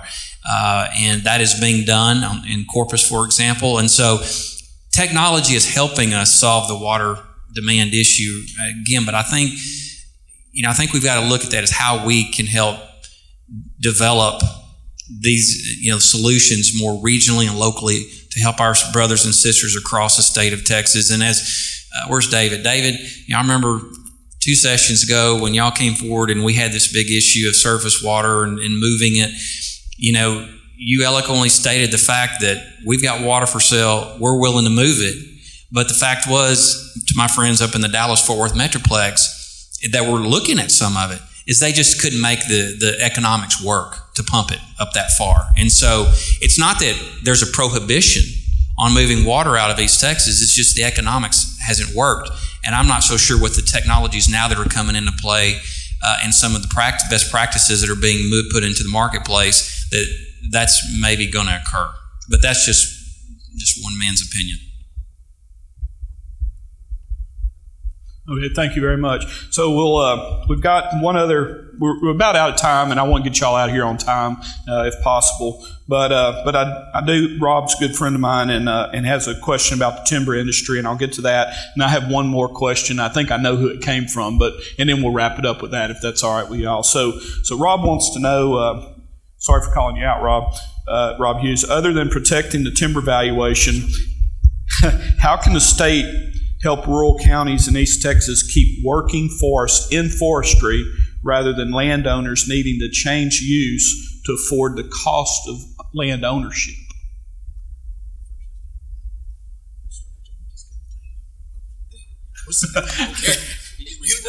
Yeah, let me re-say that. What he's basically asking, I think, is the gist is, what can at the state level, what can you do to help landowners keep the value of the forest that they're growing in timber industry versus reutilizing, repurposing that land to something else that might make it more valuable, other than the timber valuation, which I think y'all handled? Well, there's any number of issues I'm sure that would be helpful. And I think one of the things has to do, as it is with any other industries, we need to keep a watchful eye on regulations that we're piling on to a particular industry that ultimately affect the economics and make it basically something they can't do. In the timber industry, of course, transportation, and Senator Nichols can speak more to this, has always been and continues to be an issue for them when we talk about the weights of trucks and the effects it has on our infrastructure, and how do we balance that encouragement of that economic activity at the same time protecting infrastructure in the state as well. Of course, the markets are changing all the time for them. We have challenges where, is this mill going to close or that one going to close, and that type of thing that they're dealing with as well. So they're already operating on margin, really slim margins in a lot of these areas. And so one little change here, regulation-wise or cost-wise, or all of a sudden that mill closes and they've got to travel, X number of miles further than they did before. That all those things increase cost and make it uneconomical. And so it's really a moving target in a lot of ways. But I think it starts with the regulation and making sure that we're not putting on unnecessary costs that would prohibit them from being able to affordably do what they've been doing for a long time in many cases, and generations of their family. So locally, with Sterling and CLT Texas and Jasper, we've done something locally to increase the demand of our forest products. So that's one really good solution. But what I think, landowners have to wait 20, 25 years for a stand of pines to become economically prosperous for them. So, Senator Nichols? I'm going to say you've got to really be careful here when you start dealing with what a property owner can or cannot do with their land. Now, it may be to your industry's advantage if more people keep staying in forestry, growing tree business, but that land belongs to those people. And the private property rights are a really big deal. And as far as I'm concerned, if that property owner makes a determination that they have a better use and a higher value for their piece of land, you don't want the state stepping in there, discouraging it. So I think that's where I would answer that question. Very valid point. Thank you for that opinion, and I think that's everyone recognizes that in our political world. But thank you. That's a good point. So, Rob, I hope they answered your question. Well, I want to add, I think the single most important thing we can do, Rob, is to protect our timber land exemption that we have in terms of the property taxes that timberland owners pay. I think that's the first thing. That certainly would help. It would disincentivize people from repurposing that land for other things if we were able to keep that. So that's the first thing we need to do. And the second thing, and this is just a little bit anecdotal story for some of you that were following the process, but this type of things do happen. We had 2 or 3 counties in the eastern, well, let's just say in the timber basket of our 52 counties. We had 3 counties, their appraisal districts. They had gone in over the last 2, 3, 4 years, depending on the county we're talking about. And what they were doing is they were revaluing any easements that were crossing timberland. And of course, in East Texas, there's a lot of pipelines and whatnot coming across our timberland. I've got one myself. And so what they wanted to do is say, well, all of this is, subject to the timberland exemption that you pay on your property tax, except this easement right here where there's this pipeline. We're going to value that at a higher valuation because we feel like it's worth more. Well, that's ridiculous. That's ridiculous. I mean, already, the landowner probably got, didn't end up real well in that process anyway of eminent domain. And then you've got the issue that they're not collecting any royalties off the pipeline that's coming through across their land. And they can't grow any timber. And so we shut that down this session. I helped them carry a bill, and all these guys were co-authors, and we got that fixed, so that can't happen anymore. But I agree with you, Rob. This is an issue. To continue our forest-based economy here in East Texas, we've got to continue to be thinking about protecting that timberland investment, as you said, Don, that many people are holding for 25 to 30 years before they fully recapture that investment. Okay, thank you, Trent. We had a couple other topics, healthcare, which is important to a lot of our group, and local control, but in instance, save time and get us out of here on time. I think I probably know who asked this question, and it's a very valid question to each of you.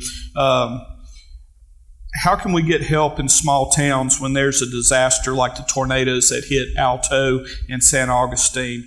These towns will never meet the threshold of the $37 million to get federal aid. So I know you're aware of that subject. So if you wouldn't mind speak to these small town disasters. Yeah, you start at the county level. The county judge is the emergency coordinator, or his or her designee. So it starts at that level. And so all of our county judges need to always be prepared for when a disaster hits their county, regardless of where in the county or which city. And then the mayors and city managers, if you've got city managers, need to be up to stuff. And I would encourage you to take training and always be prepared. But and then so y'all need to go in action immediately. And we've got a lot of support at the state level. We've had so many disasters here lately with hurricanes and floods and stuff like that. that I've been really quite impressed with the level at which the state has stepped up, whether it be Chief Kidd, everyone here has his cell phone number, I'm pretty sure, and any of the other departments, and General Land Office in some cases gets involved, like when the major flooding and stuff. But I'm very pleased with the way the state has supported it. What you have to watch out for is every once in a while they want to reorganize and take the control away from the local judges, which I don't support. I don't think anybody else up here. We want to keep it at the local level. So, anyone else want to add? Yes, for that question, and we've run into that situation, I believe, Commissioner White, there's a Commissioner White too in Newton County, when that disaster hits that small community, it's like 100%, okay? And a lot of that policy is driven at the federal level about the thresholds, so it's probably time to sit down with our Congress folks and see if we can get some revision to that. I know one thing that has been talked about among various members is we have this thing called the Economic Stabilization Fund. I think we did a very good job finally of using it and not just, watching it just grow and grow and grow. But we may need to also look at in the future, if this fund can continue to bring in the type of revenues and be robust, is maybe have some type of dedicated disaster piece of that fund that we could go to when these small communities have these disasters. They don't quite meet the federal threshold because out in my area, in many spots, folks think we're still a republic and we still should be taking care of these things ourselves. So, all right. Very good. Well, we'll wrap it up now. I'll give each of you a couple of minutes to anything that we didn't cover. Senator Nichols, you have the floor. Thank you for inviting me and inviting all of us to be here, and I appreciate what this group does. You're focused on a regional approach in addition to a local approach to solving economic development type problems, and that is definitely the way to do it, a regional approach. So fortunately, I represent every county that's a member. I know we took care of that last redistricting, so that's one where it worked well, and so it's been an honor over the last 12 years to represent y'all in the Texas Senate. Thank you. Thank you, Don, and again, thank you for having all of us here on the legislative panel. It is an honor to serve the 6 counties, 4 of them in the Forest Country Partnership region, and I was going to say it anyway, but I'll just echo what Senator Nichols said, and that is we really do appreciate what this organization does in bringing together the collective interest of the 12 counties, the community leaders with a focused attention towards economic development and enhancing the quality of life of the people that are blessed to live in these 12 counties. And so I just wanted you to know that anything that I'm sure collectively we can do to help any of the communities in this room, we would consider it an honor to do so. And again, thank you all for sticking around for this panel. I want to thank the sponsors and the hosts for having us here. I always enjoy this event. It's a great thing to be here. I always love being here in Trenton District in the Texas Forest Country Partnership event. I would be remiss if I did not invite you on behalf of Senator Nichols, co-host for the Lone Star Legislative Summit, which will be coming up April 16th and 17th. All of my colleagues here always welcome and are going to be there. And with a number of others, we have more of a federal focus this time. I think Senator Corner will be our keynote, and a handful of congressmen, but we'll have our state guys there too. So it should be an interesting program, a bunch of interesting issues, but I'm not going to shill for that at the Texas Forest Country Partnership event. No, I'm not. But I am going to say this. This is, I appreciate the focus on this. We do need to approach this with this regionalism idea. On this, I'm absolutely positive, certain, every time we go to battle in the Texas legislature, our team sticks together. We may differ on this bill, that bill, whatever. When it comes to taking care of East Texas, it doesn't matter whether it's 1 or 2 or 3 counties over. We're in it together. We stick together, and collectively, there's we're missing Van Dever and Bales, and we're missing Phelan and some other guys that are part of the group. But we do, I think, a very good job of holding it together and articulating the arguments that are best for Texas. What's good for East Texas, good for the Forest Country area of Texas is fundamentally good for Texas itself, and that's what we're all about. So, but thank you for having us. Would echo that. Thank you. I always appreciate the opportunity to come down and visit with you a little bit, and I do appreciate the hammering on the regionalism idea, but you can't overstate it because it's so critically important. Not only that you support each other. I know sometimes neighboring communities, Lufkin's getting something, so Nacogdoches may be a little, upset about that, or vice versa. But we have to get beyond that and realize that rising tides lift all boats, and that we need to be speaking with one collective voice, particularly when it comes to the legislature, and coming down and being a support mechanism for us when we're fighting for you. To see all of you working together and Lufkin helping to advocate for something for Nacogdoches or vice versa, that's where our real strength is, and we have to do that. Let me make one little PSA announcement that Travis talked about his legislative summit. I didn't realize it was the same April 16th and 17th. For those of you who live in this community, James and I are blessed or cursed, either one, to be on a redistricting committee. I was going to say, because we have a hearing on April 15th in Marshall, where I live, but April 16th the next day, we're here in Lufkin to have a hearing. And so mark that on your calendar as well to make sure you're there. Can't stress to you enough how critically important that is. When you look at the numbers, the changing numbers, not only demographically, but just in sheer numbers of the growth of Texas, unfortunately, it is not growing in our region. And I think that is not news to anyone in this room. And so we have some real challenges as we continue to lose our representation, frankly, in rural parts of the state. It's extremely likely that somewhere in East Texas, we're probably going to lose a seat somewhere. Regardless of our best efforts, the efforts of the folks up here, the numbers just don't work. I don't think any of us represent in the House that I'm aware of a district that has grown enough to meet the threshold of population that we will need to represent next time. And in most cases, in my 6 counties, 3 of my 6 counties will have seen a decrease in population since the last census. And so I have 6 counties right now. That won't be able to stay that way. I will have to grow somewhere. And the same will be true for the other folks that are up here. And so we need to be engaged in that process and make sure we're fighting for rural representation, but recognizing we're going to have a challenge here. We're likely going to see that happen here, also in West Texas in the Panhandle. Heck, after this next one, the Panhandle may not have we have a good friend, Ken King, that lives up in the Panhandle, Canadian Texas. Panhandle may not have a representative. They may be represented out of Amarillo because the population just doesn't exist up there. So it's a critically important process. That redistricting process, just switching politically a little bit, is also the reason that you're about to see an unprecedented amount of money spent in Texas this election cycle, because the Democrats are 9 votes away from flipping the Texas House. And the reason that's important to them, critically important to them, and is their number one goal, because that will help them gain some control of the redistricting process, particularly as it relates to congressional seats. It's not as much about the Texas House and the Texas Senate seats, it's about the congressional seats and whether or not they can force us into the courts as opposed to finding agreement in the legislature. Because if we don't find agreement in the legislature on congressional seats, it goes into the courts. That's a more favorable situation for them, and we could lose control of that process that would have not only a tremendous effect on the state of Texas, but frankly the country.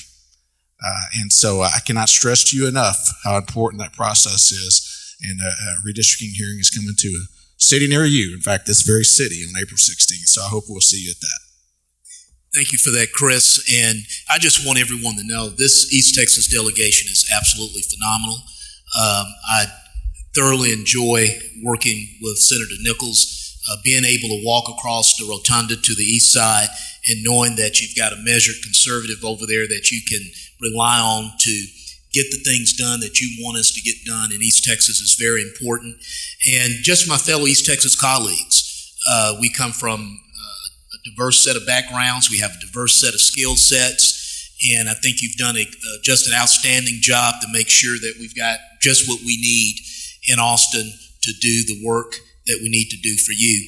But saying that, I'm extremely proud of representing House District 19. We love all of our constituents in Polk, Tyler, Jasper, Newton, and Hardin counties, and Dunn and the Forest Partnership. I really value your higher energy and your aggressiveness on behalf of East Texas, And I hope that we can continue to work, and we will continue to work together well on the benefit of all these folks and the folks they represent in their communities. Thank you so much. Okay, thank you, James. How about a round of applause for our legislators? Okay, gentlemen, if you'll stay up here, we have a speaker gift for you for being part of our panel. They're really nice. We'll show you in just a minute.